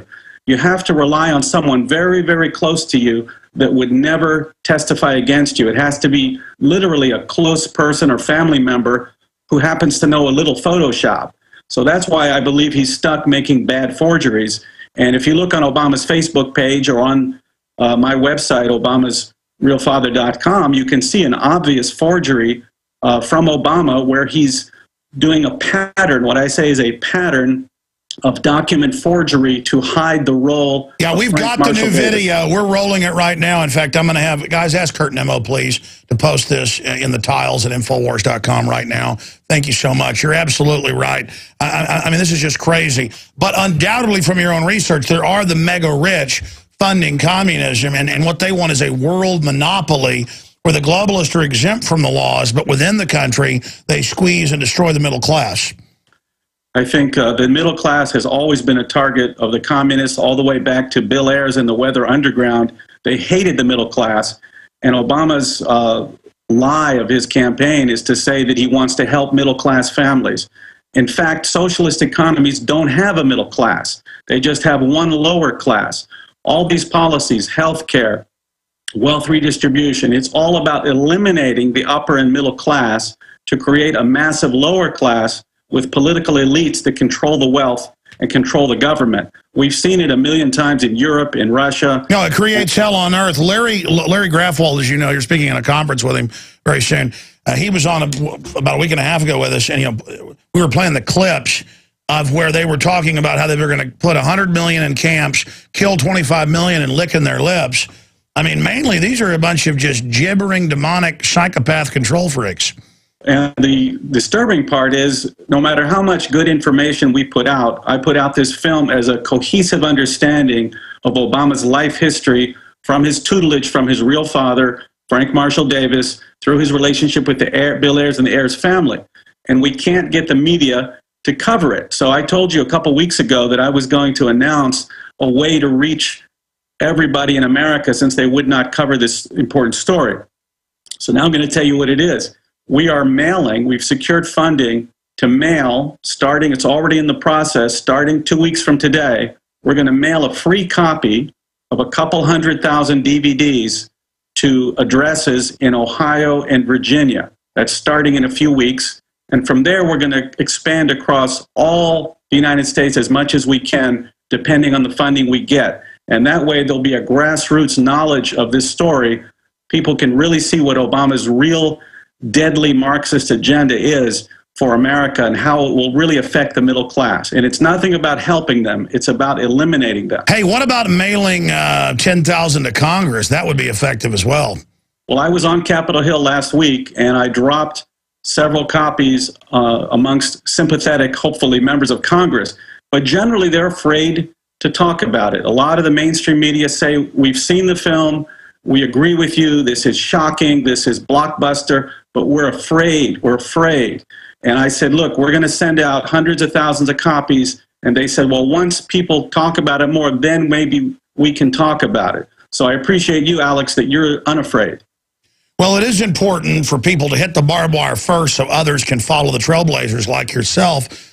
And, you know, more and more the media is starting to report on a lot of the things that are happening, like Fast and Furious and other areas. But, you know, the fact is Obama has been caught lying about his past a bunch, so no one can then criticize us if we start investigating it deeper. I want to go to some phone calls, but I wanted to ask you, what else has come out new other than the doctored photos you found on their Facebook on Barry Soetoro, a.k.a. Barack Obama, whatever his real name is, I guess Barack Hussein Davis. I mean, President Davis, what else have you learned? What type of backlash have you experienced? I haven't gotten much backlash because mainstream media wants to ignore me, though Media Matters has written a couple of nasty articles the last few days. Nobody reads George Soros' publication, yeah. Yeah, I did receive hundreds of emails from concerned Americans. One was very touching. It was from a Vietnam veteran. He said to me, we're on the verge of losing the Constitution. Freedom and liberty are in jeopardy. As a Vietnam veteran, I ask, what did I fight for? That's what he emailed me. So I'm very encouraged by a number of people that have written in and said, can you please share this with millions so we can get the message out about what's really happening to the government and what Obama's real political foundation is. I think I've proven in my film that his political foundation is in a Stalinist version of Marxism, and that's why he showed up admittedly at Occidental College at 18 years old as a committed revolutionary Marxist, in his own words, and he's been pursuing the dreams from his real father, Frank Marshall Davis, his entire life. Now, it's great to mail this out to 200,000 people in key states to get coverage. But if people want to air this on Access TV, I guess they just email you to get permission? Correct. Okay. Let's go to some calls. Most of them are for you, Joe, Colin, Jesse, Mark, and others. But Corey's been holding since the last hour, or the start of this hour, from Colorado on the shooting. Let's get his take real quick on that event. Very fortuitous for Obama. We have top Obama advisors. Not one, not two, not three, but four in an article titled Democratic Operatives Urge Obama to Seize on Attacks. That's a good headline by Paul Watson, Alex Jones, but I think I may change the headline to Democratic Operatives, tell Obama attacks will help him or something like that, because that's really what it says. It's amazing information. I'm now talking to journalists. I've been blamed by Tom Hartman, basically, that it's my fault things are happening. And I guess wherever they're on the radio.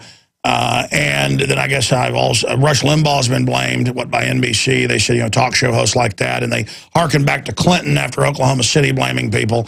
So this is a very, very dangerous situation. Corey in Colorado, you're on the air. Go ahead. Hi, Alex. I've been a fan of yours for about 8 or 9 years.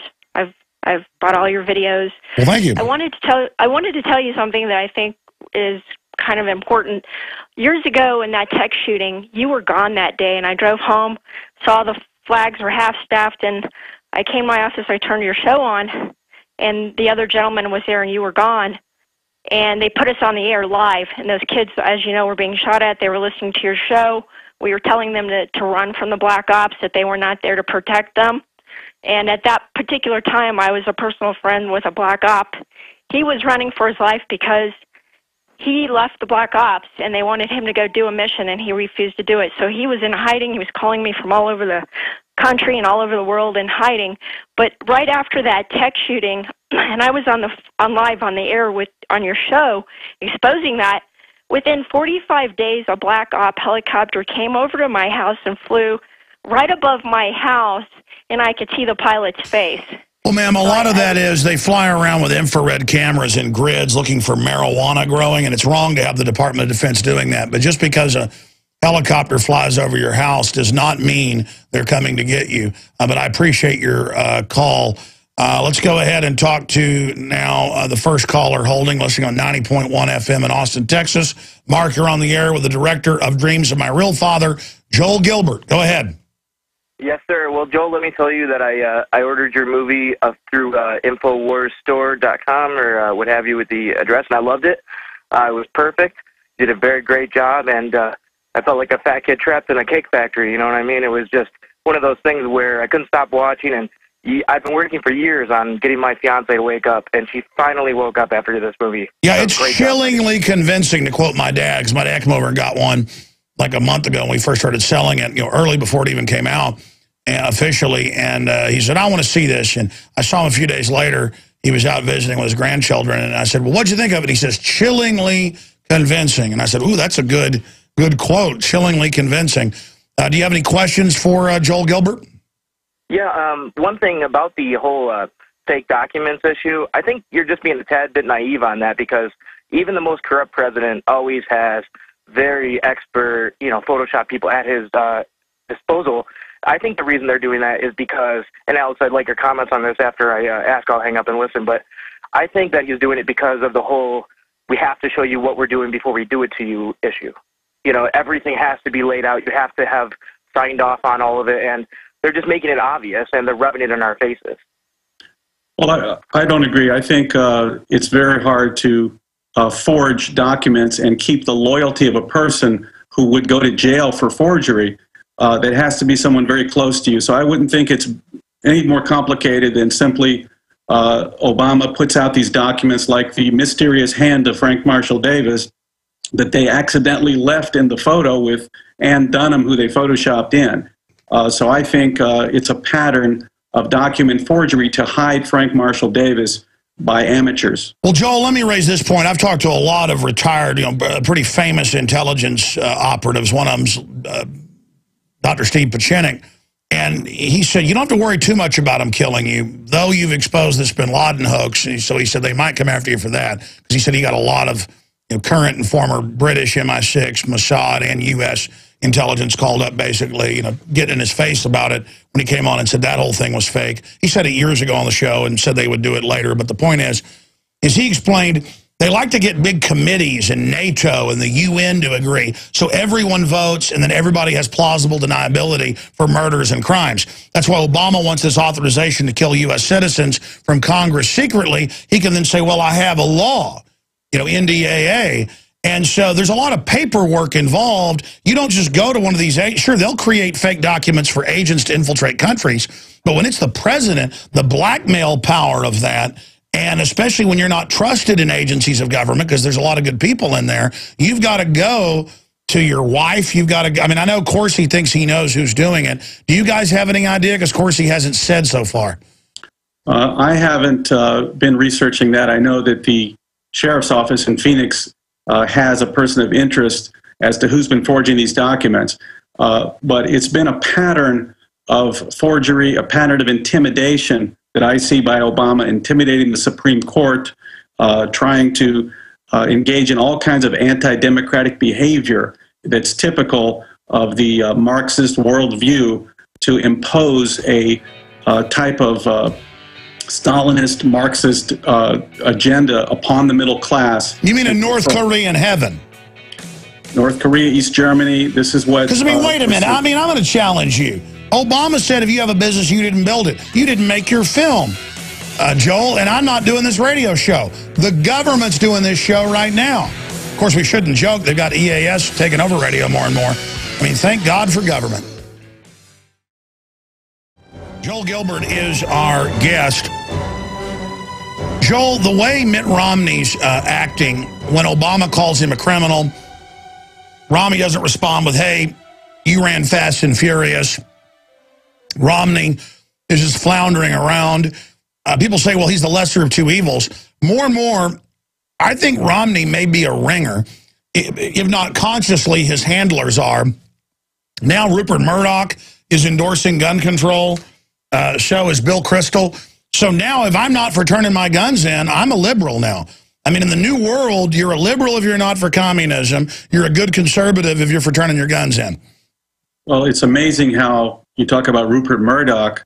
I had my run-in with Newsmax.com. So some of these news outlets that we think are conservative and we look to them to shed some light on things are kind of capitulating to the Obama-David Axelrod agenda out of some kind of fear. Newsmax pulled my ad campaign. I had paid for a banner ad campaign when my film first came out. They pulled it right 5 minutes before it ran, and I said, why did you pull the ad? They said, well, we're trying to move to the center. So the amount of fear out there is just incredible, and the capitulation to the agenda that Obama and Axelrod are setting is just mind-boggling. I visited Russia 25 years ago when I was a student. I visited families of the refuseniks that were trying to leave Russia for 1 week. It was an amazing experience. You would see how there was no food in the stores. I would ask people, how come there's no food? How come there's nothing to buy in the stores? And they would say, well, in communism, you have to be at work 8 hours a day, but you don't have to actually work. You just have to be at work. So I saw the economic disaster, the physical disaster. The heavenly. Come on, are you a conspiracy theorist? Are you about to tell me that North Korea isn't the heaven of earth? This was no socialist utopia. This was hell on earth, was Marxism and communism, and I experienced it, and everybody was afraid to talk. I would ask questions. They'd say, well, we have to go over here. We can't talk in public. I am just very disturbed that... Well, you got to have a permit to talk in public. Come on. Well, this is what's happening here. The media is afraid to talk. I'm just shocked at the parallel to what I saw in communist Russia in the 80s when I was there for a week. Well, you're just a bad person. You don't recognize freedom when you see it. Let's talk to Jesse in New Orleans. You're on the air with an extremist who doesn't like Stalin. Welcome, Jesse. How's it going, Alex? Good. I've called you a lot in the past, and it always seems to be about something that's big going on, and it just so happens Obama is going to be coming down here to New Orleans tomorrow or tonight, and his entourage is staying at our hotels. He's going to be at the Lowe's, and I'm trying to get together a group of people to go down there and bullhorn him about the UN weapons ban treaty. And, well, you know, if somebody makes a bet at that hotel, they didn't do it. Or if somebody fries an egg for the president, they didn't fry it. Government did it. You're going to be near the fount of creation today. Are you preparing to bow? Oh, I've got my knee pads ready for the groveling. Well, you're talking to the guy that makes it all happen there. I tell you, the grass is going to grow faster when he's in town. So what time are you planning on talking badly with a bullhorn to our gracious leader? I was looking to get together probably around 6 o'clock. I'm not really sure right now because I just got all the information together about where he was going to be. But I'm trying to get all my friends together, and I just posted it on Planet Infowars to try and get some more people to join us. Good. What's the name of your group at planetinfowars.com? Infowars NOLA. Infowars NOLA? O-L-A. All right, fantastic. By the way, coming up in the next segment, it's up at Infowars.com.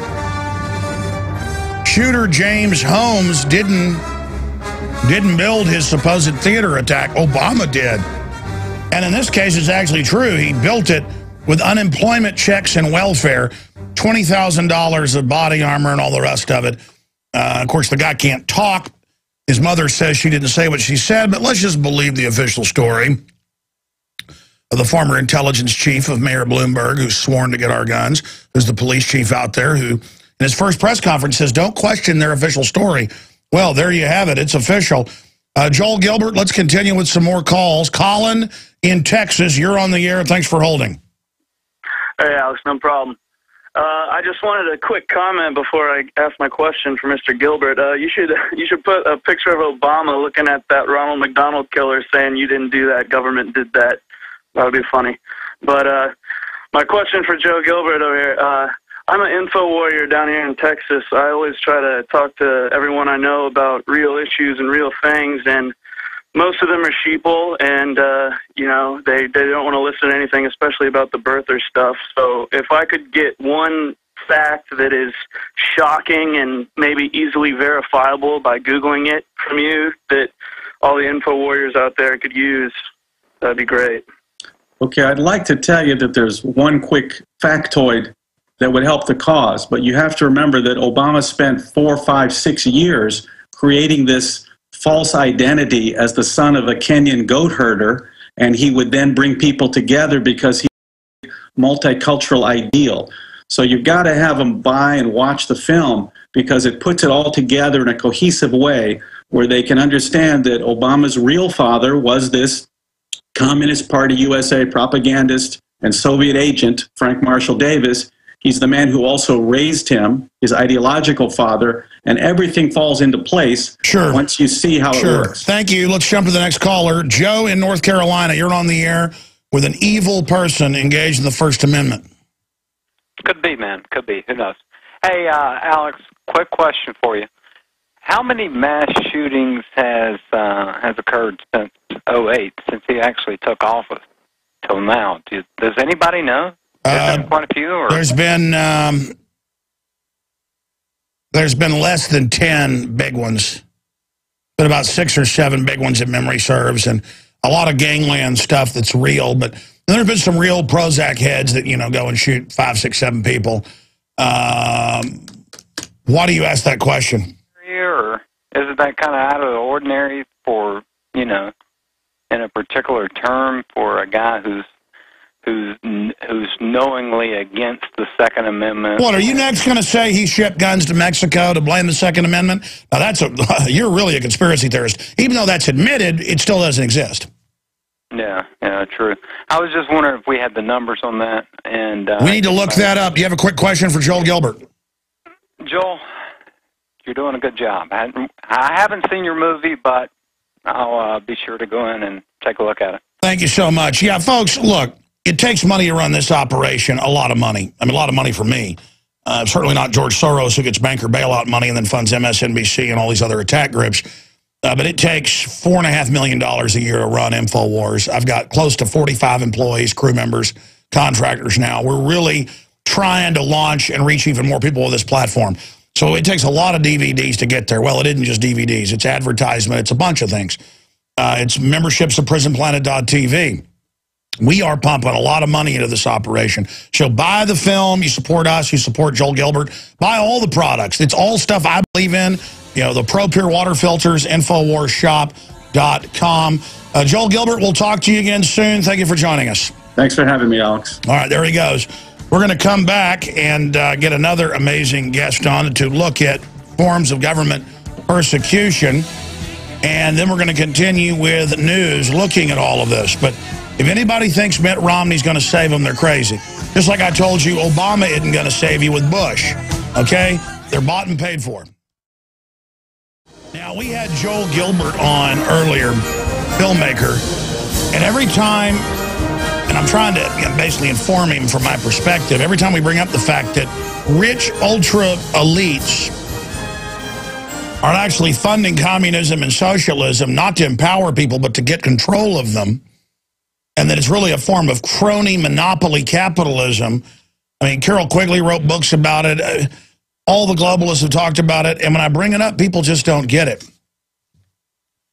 And Aaron brought in this article about Thomas G. Ayers, you know, the father of Bill Ayers, and it says, CEO chairman of Commonwealth Edison, board of directors, G.D. Searle, super evil company, Zenith Corporation, General Dynamics Corp., First National Bank of Chicago. It just goes on, and it's the same with all these people. And look at how you had Romney and Bush, then we're going to our guest, coming out of the very same companies. And you've got Bain Capital funding Obama, and you've got, at the same time, back in 2004, you've got the same people who are members of Skull and Bones, this Illuminati death cult on record. You've got Kerry and George W. Bush, who are cousins. And now if you look at Romney and Obama when it comes to actions and who owns them, it's the same people. It's Obamney 2012 or Robomney. And it's just so frustrating to realize so much of the public is living in fantasy land. Now, I really wanted to get him on because I heard him on the radio a few years ago, or heard a YouTube video of audio where he was on a radio show, to be technical. Larry Pinkney is a veteran of the Black Panther Party, the former Minister of the Interior of the Republic of New Africa, a former political prisoner, and the only American to have successfully self-authored his civil political rights case, the United Nations under the International Covenant of Civil and Political Rights. And it goes on, in connection with his political organizing activities in opposition to voter suppression, Pinkney was interviewed in '88 on the national television PBS NewsHour, formerly known as the McNeil Lehrer NewsHour. He's been all over TV, radio, you name it. He is an editorial board member of blackcommentator.com, and you can find out more by reading his book, Saying No to Power, Autobiography of a 20th Century Activist and Thinker, William Mandel. But the point here is that I wanted to get him on to talk about COINTELPRO, because this stuff still goes on, but now the Department of Defense is involved. They've got fake bloggers. They call them robots, not just real people, but robots that go out and attack people. And they attack the left, the right, libertarians, conservatives, Christians, Buddhists, Muslims. They always beta test on a group that's unpopular, like Muslims.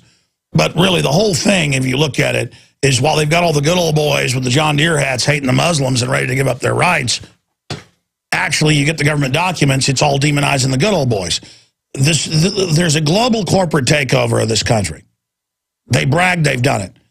And it's very, very dangerous. And we need to understand the types of tactics, because when I've heard Mr. Pinkney on the radio talk about some of the stuff he went through or the things he witnessed, I've had similar things done to me. Some, just the classic stuff. Lies put out, my wife called, women calling up saying they're pregnant, or that I gave them a disease, just standard stuff that came out of COINTELPRO. And this was documented. State of Texas had a big COINTELPRO operation that got shut down in, 1980? But it's also death threats, people breaking in your house, people, trying to intimidate you, trying to get you fired. A lot of this goes on, and it's totally illegal. Kind of like the NSA spying on us is illegal. And Larry Pinkney joins us. Larry, thanks for coming on the show today. Alex, it's a distinct pleasure and an honor to be with you today on the show. Thank you. Well, you've heard my little rant there. Tell us about yourself, your awakening, and the process of what you witnessed. Well, the bottom line is this. I want to jump right in. Well, I'll tell you a little bit about me. You've said it all, really. I'm a veteran of the Black Panther Party, former regional minister of Interior for the Republic of New Africa. I write I'm an editorial board member with Black Commentator, blackcommentator.com, and associate editor with intrepidreport.com. But more important than any of that, I continue to fight for the human rights of all the people. And I began right here at home in the United States of America, or the so-called United States. I'm beginning to wonder how united we actually are. But anyway, let me say that the experiences that I have had personally as a political prisoner for 10 years, having been set up and framed viciously, and I'm not the only one, there are thousands. And by the way, let me make a point, my brother Alex, let me make a point. This covers people of all colors. I repeat, this covers people of all colors. We are all targets. The intent of COINTELPRO is to, and I quote, out directly from U.S. congressional records, I quote, to frame, to murder, to set up, to imprison political activists, anyone who dissents the policies of the United States government. Now, somehow, that strikes me as going contrary to the United States Constitution and to the Declaration of Independence. Somehow, that strikes me as being blatantly contrary. So I continue today, in the year of 2012, to struggle on behalf of all people, black, white, brown, red, yellow, all people, because we are all targets. And as you so correctly said, Alex, COINTELPRO goes on today. An example is the NDAA, the so-called National Defense Authorization Act, which Obama signed very quickly and quietly on December 31st, 2011, New Year's Eve, when nobody was paying attention, which act makes it, quote, legal to actually detain indefinitely whomever the government, and Obama is currently the chief of the government. He is commander-in-chief.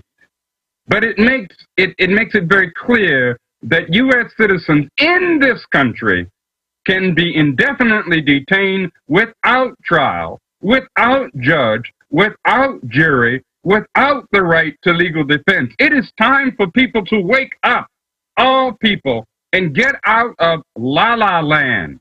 Get out of it, because we are in serious, serious trouble, Alex. We are. For people that haven't gone through what you've gone through, and I've only gone through a little bit compared to what you've gone through, they don't understand. They don't want anybody getting organized, period, that the power structure doesn't control. And, you know, looking at how the Black Panther Party started from my own layman research, wasn't it trying to get communities organized, soup kitchens, getting people off drugs, getting people, together, and then they come in, infiltrate it, destroy it.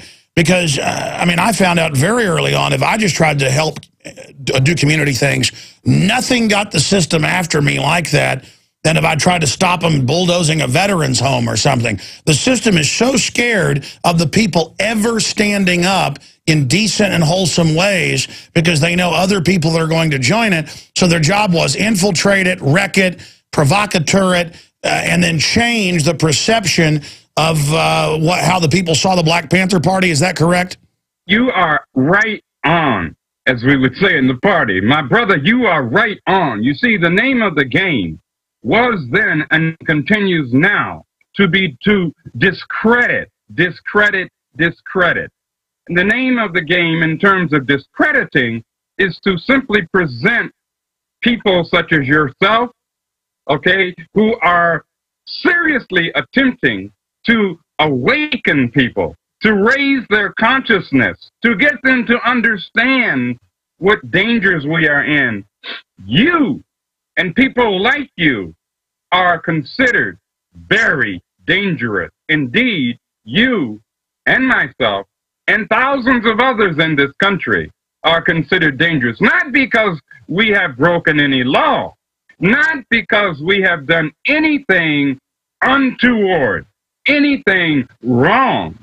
But then again, I suppose it is wrong for people to become conscious, for people to understand that in fact, the name of the game is to control. And you used that word earlier. I was listening to you. You used the word control. And that's what it's about. Divide, manipulate, control. Keep people at each other's throats so that we don't understand that we have common interests. And that's the name of the game. Whether it's presented by this Predator drone missile NDAA signing president who shredded the U.S. Constitution, Barack Obama, or whether it's by any other representative of a system that, quite frankly, and I hope I'm not out of line saying this, but any other representative, a so-called representative of the people, because we're not represented by them, Democrats or Republicans, who dares to tell the truth. Telling the truth these days is subversive, my friend. Wow. Larry Pinkney is our guest. We're going to go to break here, sir. I want to come back and tell your story there in the early days of the Black Panther Party, what it was, what they did to it, and tell people what you and others went through. And as you said, the congressional hearings, folks, you can pull them up on COINTELPRO from the 70s. What the church committee, there were others, I'm going from memory, he can correct me. But I mean, it was killing people, getting other people to kill them, setting them up. I mean, just you name it. And people stood up to it, so they backed off for a while. But now the last decade or so, I mean, it is full on. And folks, it's so bad. I just tried to cover a military drill once. I've told this story probably 50 times. Mike Hansen saw it. We're out there trying to cover a drill at night in Florida, and a guy just jumps out of the bush and starts setting fires and then blaming it on us. Turned out he was with the Army. I mean, folks, let me tell you, that means they feel pretty darn invincible if they'll do stuff like that. All right, this is a short segment, long segment coming up. Larry Pinkney, veteran from right there at the start, Black Panther Party member. Of course, the new Black Panther Party today is something completely different from my view. A bunch of provocateurs. I mean, the stuff they're saying sounds like what you would say to discredit a group of people. But I understand getting angry and stuff. I mean, I'm sure I've done things before that aren't perfect. But when it's consistent, you can really see what's going on. Larry, you've got the floor of this little 6-minute segment. Describe your experiences. Tell us what the Black Panther Party was really founded for. Black Panther Party, and thank you so much, Alex. The Black Panther Party was founded on what was a 10-point program. The 10-point program was essentially a very clear, distinct, and simple program that called for very specific things like clothing, medical care, jobs, schooling, i.e. education, etc. Very simple, very direct, and by the way, very threatening to the U.S. government. Isn't that amazing? The Black Panther Party, I personally was involved in a number of programs as a member of the party, including programs to serve the people with breakfast programs. And people sometimes have heard about the Black Panther Party's breakfast programs where we fed throughout this nation, especially children, but anyone. Didn't have to be a child. And by the way, didn't have to be black either. We fed food, good food, to folks who were hungry. You know what? This was before the school lunch program. Oh, way before the school lunch program. Yes, definitely. In fact, a number of the school lunch programs actually came about as a result of what the party had, we call it the party, what the party had done. Yeah, I'd read that. That's true. That is very accurate. Also, we had what was called free clinic, free medical programs. There's a book out that it's actually quite recent, Alex. I have it right here. The book is called Body and Soul. Body and Soul, the Black Panther Party and the Fight Against Medical Discrimination. Now, it's by Alondra, A-L-O-N-D-R-A, Nelson. I would urge folks of all colors and both genders, read the book. Come to your own conclusion. It's well documented with original sources, okay? Now, as a Panther, as a member of the party, one of my first jobs, and I suppose that's because of how I speak, was I was sent to communicate with people of all colors, including, my brother, white folks, okay? Because I spoke, I suppose, in such a way that was considered to be very clear, very simple, and quote-unquote non-threatening. I spoke in a way and still speak in a way that is about the common interests of the people, the common interests. What do we have in common? Let's go for that. Let's struggle for that. As a result of my activities, and you can read about this, your listeners and viewers can read about it in a book entitled Saying No to Power, Saying No to Power by William M. Mandel, M-A-N-D-E-L, introduction by Howard Zinn, and just go to the book and you can read the details of some of the things that I did in the party. But as a result of what I did, I and many, many, many others were viciously set up. And when I say viciously, my brother, I pull no punches. I do mean viciously.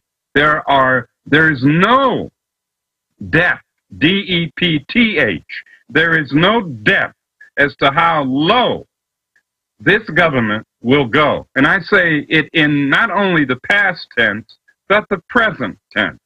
Okay, and we need to be aware of that. Don't be paranoid, but be aware. Be conscious. Okay, as a reverend as a man that I knew who happened to be a reverend used to say to me, just because I'm paranoid doesn't mean it's not happening.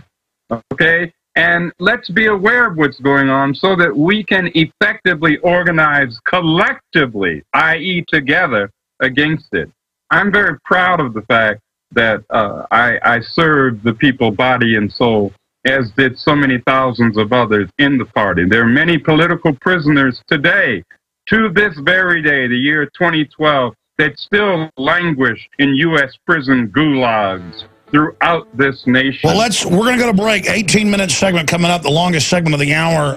Larry Pinkney's our guest. When we come back, you're going to have some time because everything I read about and have talked to folks that was happening then, they're now hyping it back up, taking out a deep freeze. It was always still going on, but it seems like it's accelerating. So I personally want to know what to look for, because I've been at the receiving end of some of this. Nothing compared to what you've received. We'll be right back. Ladies and gentlemen, you'll hear people on this show who you could call extreme right-wing, left-wing, libertarian, anarchist, Muslim, Christian, Jewish, Catholic. And people always try to pigeonhole us and say, oh, you know, he had this guy on or he had that guy on. And again, I'm not apologizing for anybody I have on the show. I have people on here who I respect for their courage, even if I don't agree with all their political views. And I have people on here who are experts in their areas, because I want to learn and I want to ask questions, and I know you want that information as well. That's why we'll have somebody on who is for a gold standard, like Ron Paul. Then we'll have somebody on who's for state banks, or somebody who's for federally controlled fiat currency with 0% interest, which if you're going to have a government model, that's the way to do it, boy. I mean, you're going to have racing economies if you do that. That's what we had in this country for over 100 years. There are a lot of different systems. And so it's not schizophrenic that I'm, or it's not contradictory that we jump around, because I'm trying to figure it all out. Now, on the subject of COINTELPRO, I live in one of the few states where the state got caught doing it in congressional stuff, and it got suspended, what, in 1979, 1980. And I've been on the receiving end of the State Police Intelligence Bureau. They never tried to set me up for anything criminal, but I don't like being surveilled by them. The feds, it's different. I mean, I just tried to cover the Army one time. Mike Hansen was there. They were doing this takeover drill in Brooksville, Florida. And, I mean, the neighbors were coming out of their houses going, "You're Alex Jones." The Army came by and said, "Don't talk to you."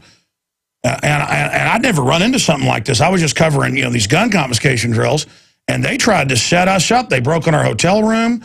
They had a guy jump out and start setting fires. I mean, I'm just by the municipal airport, standing there, and a guy jumps out and starts lighting fires, saying I'm doing it.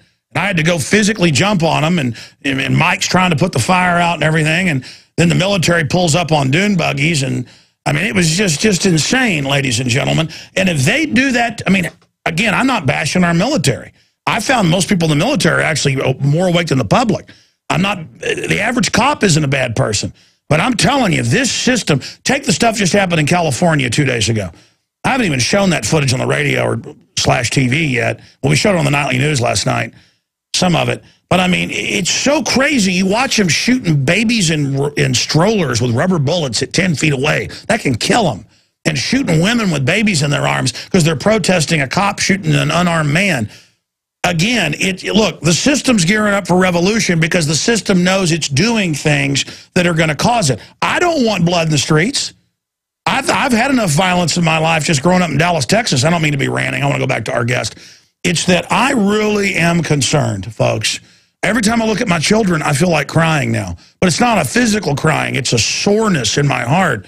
It's a pain that I want everybody to live good. I want everybody to get along. I want to quote Rodney King, literally, can't we all just, but there are special interests that don't want that, and they want us, just like Bob Marley said, fussing and fighting. They want us killing one another. And that's what this is about.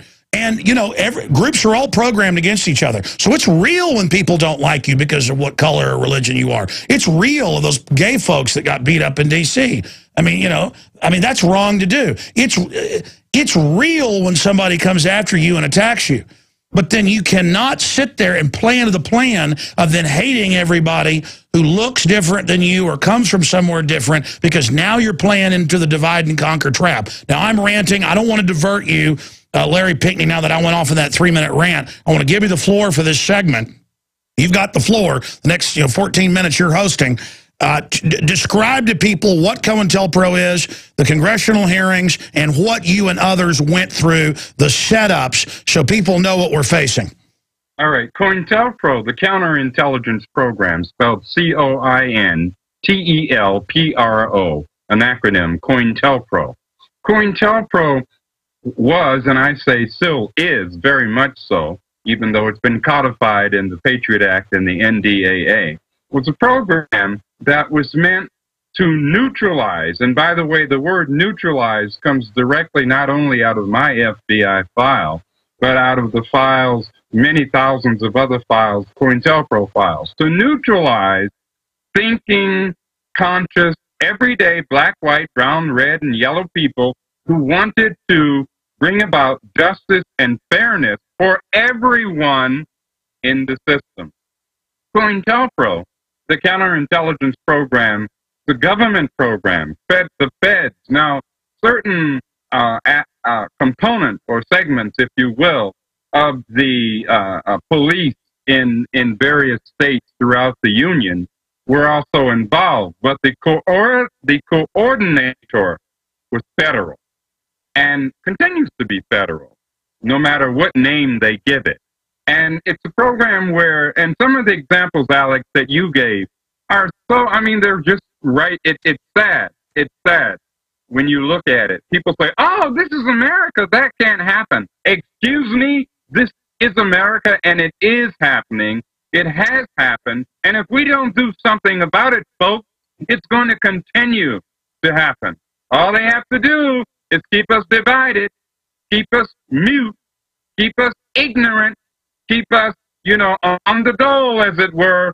We have to take the grip in our own hands. This is what we have to do. And I don't give a damn about our color or our gender, but I do give a damn about our humanity, because we are human. So getting all of us, we are human. And I guess, Alex, like you, I tend to get on a little rant every now and then.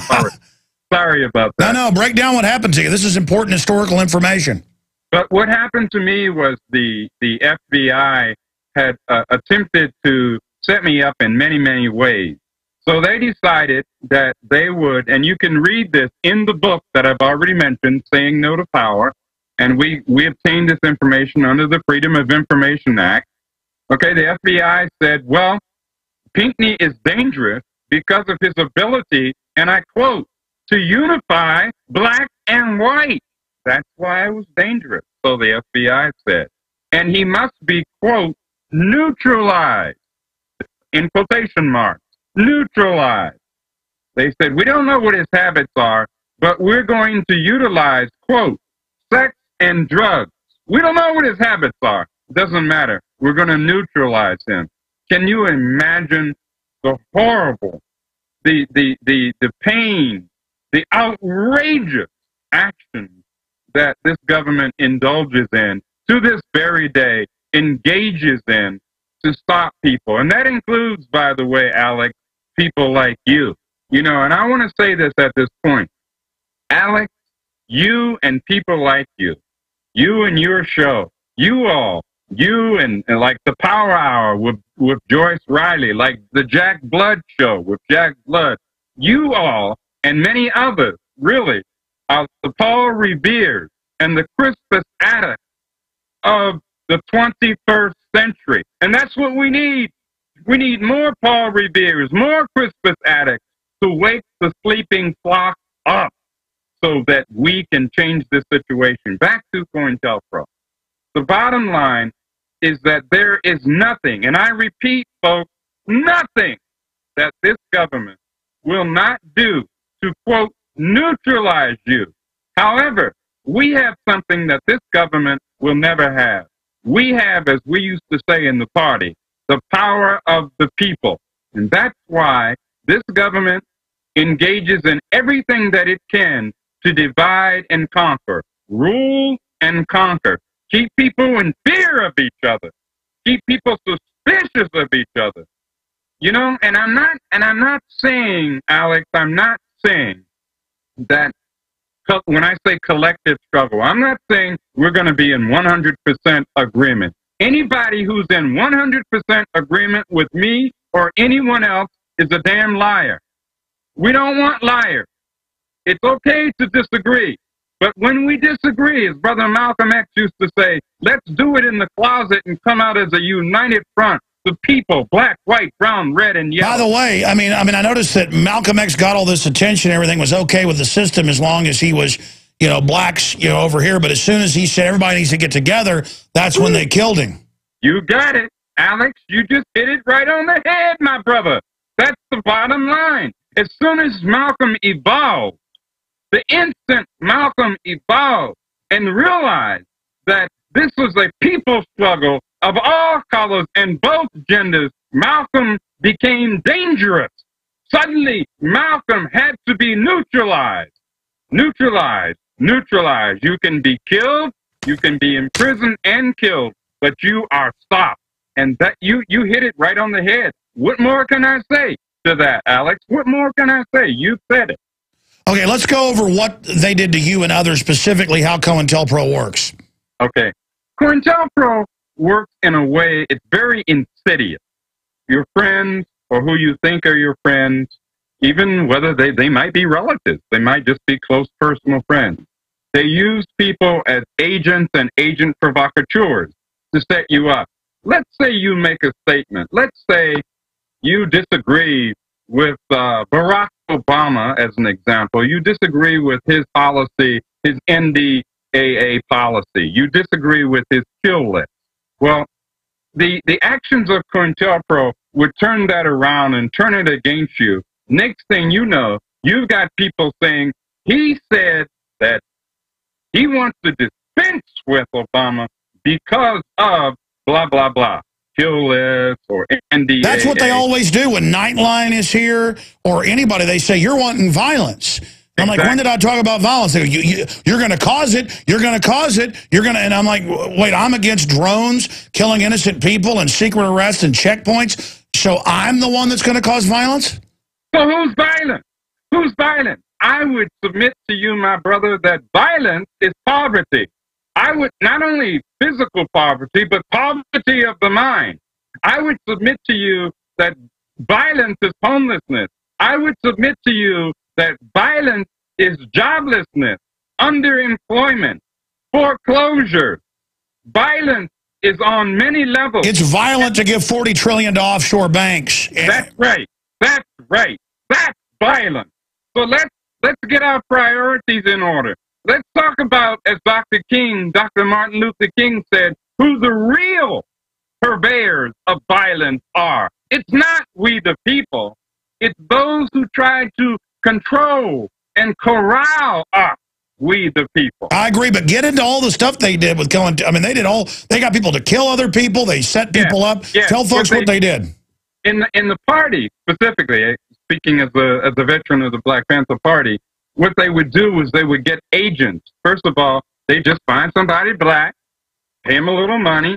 Okay, you can have, we're going to pay you this. We're going to put you up in a fine pad, crib, house, whatever you want to call it. All right?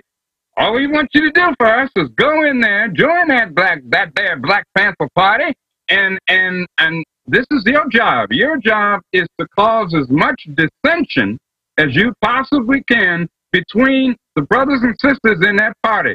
Get them to kill each other.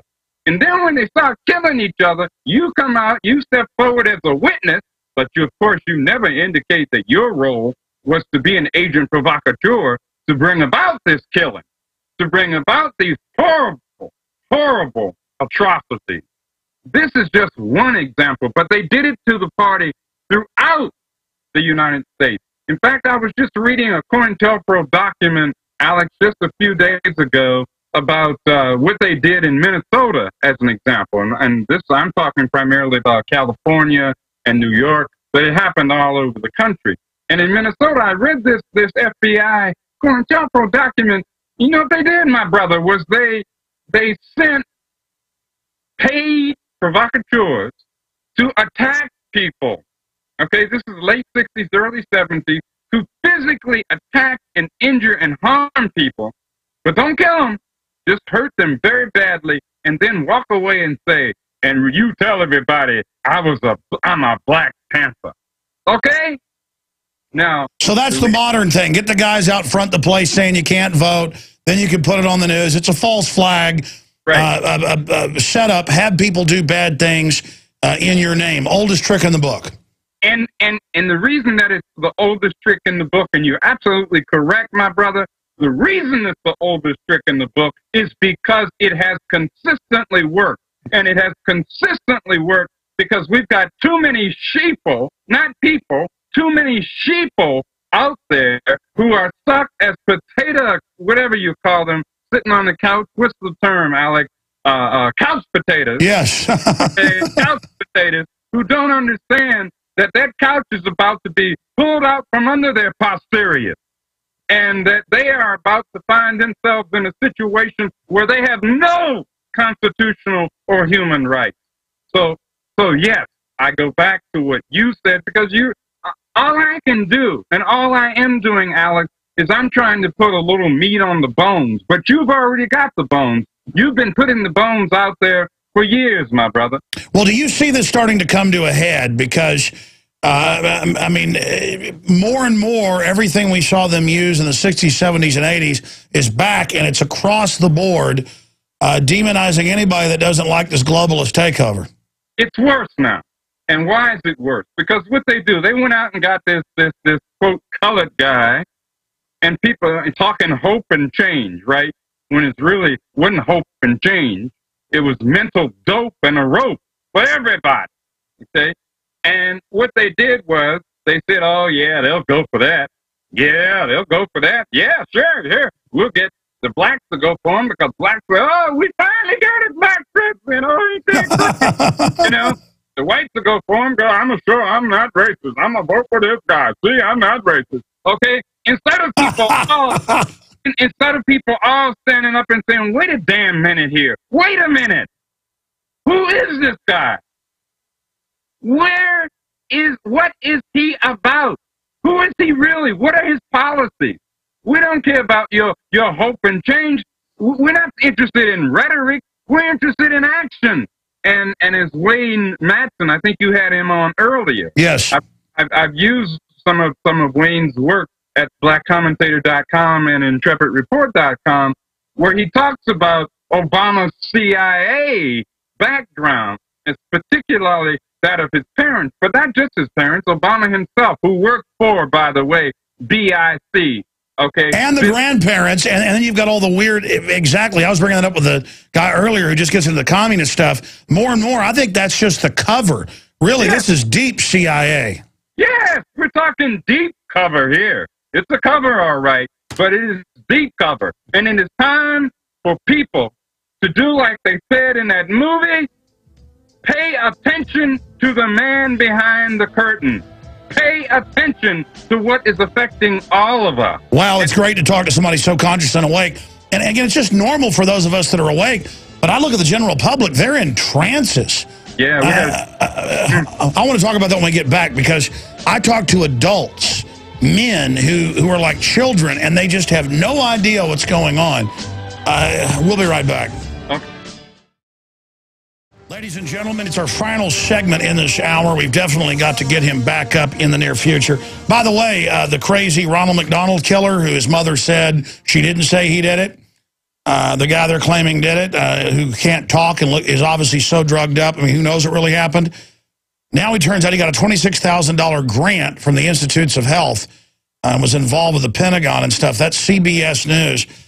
Ladies and gentlemen, we have Operation Northwood saying they would shoot people in the U.S. and then blame it on foreign enemies, and even how to frame patsies. We're talking to Larry Pinkney of the original Black Panther Party about COINTELPRO that came out in congressional testimony, and his work and others helped get it cut back for a few decades, but it's back. Knowing what I know and about officials, different official stories and how it works and the way they put things out, I mean, I can't put anything past the system running false flags or staged events. And this whole shooting out in Colorado, I think, stinks to high heaven. Come on, Alex. Look, first of all, let's look at the hypocrisy of it. All right, the horrible tragedy in Aurora, Colorado. And it was a horrible tragedy, okay? But who did this nation find itself turning to for condolences and comfort? Why, none other than the kill list, Predator drone missile, NDAA signing Barack Obama. Excuse me, but something is rotten in Denmark, and it stinks to high heaven. And, I mean, come on, all we have to do is just use our, oh my God, just use our common sense. Well, that's the exact point I made, is that they will kill over 200 people at a wedding to get one person they claim is a terrorist, violating the Geneva Convention and international and our own law, and then say, oh, that's just collateral damage. We killed a whole bunch of kids and women, and we blew a bunch of them got their arms and legs blown off and are wounded for life. Big deal. But then, oh, half-mast and all this. I mean, it's so obvious what they're doing. Yes, yes. Not only obvious, my friend, my brother, but it is despicable. It is time for the people of this nation of all colors to wake the hell up. It is time for us to understand that we're being pimped. The pain of the people, of everyday, ordinary people, is being pimped to high heaven. And only we, the people, can change that. And we got to put aside our differences. Of course, we're going to have differences. We need to put them aside, okay, in favor of our common interests. We deal with those differences, but right now, we better damn well deal with our survival. Well said. We're going to have you back up soon because we're basically out of time here to talk about some of the other things that happened. And we can get out the congressional admissions of all the horrible things COINTELPRO did. But I remember interviewing Ted Gunderson, and he apologized for it, but he admitted they would just call up Black Panther Party members' wives and have women call up and say that they were cheating on them and stuff. Just, stuff like that. But that's nothing compared to planting drugs on people. I know that went on, too. Yes, all the time. And Alex, the fact of the matter is, it's very painful for me. I try to get this information across. I don't want people to be in fear. I want people to get mad. As Malcolm said, sad people don't do nothing. The angry people, they do something. Oh, I agree with you. People always think I'm putting this out to scare them. No, I want people to hear the truth and shame those that are doing wrong, so we stand up and say no. Is there a website we can visit, Mr. Pinkney? Yes, sir. BlackActivistWritersGuild.org. www.blackactivistwritersguild. Please come and visit. All right. My brother, thank you, Alex. Thank you for joining us. Thank you.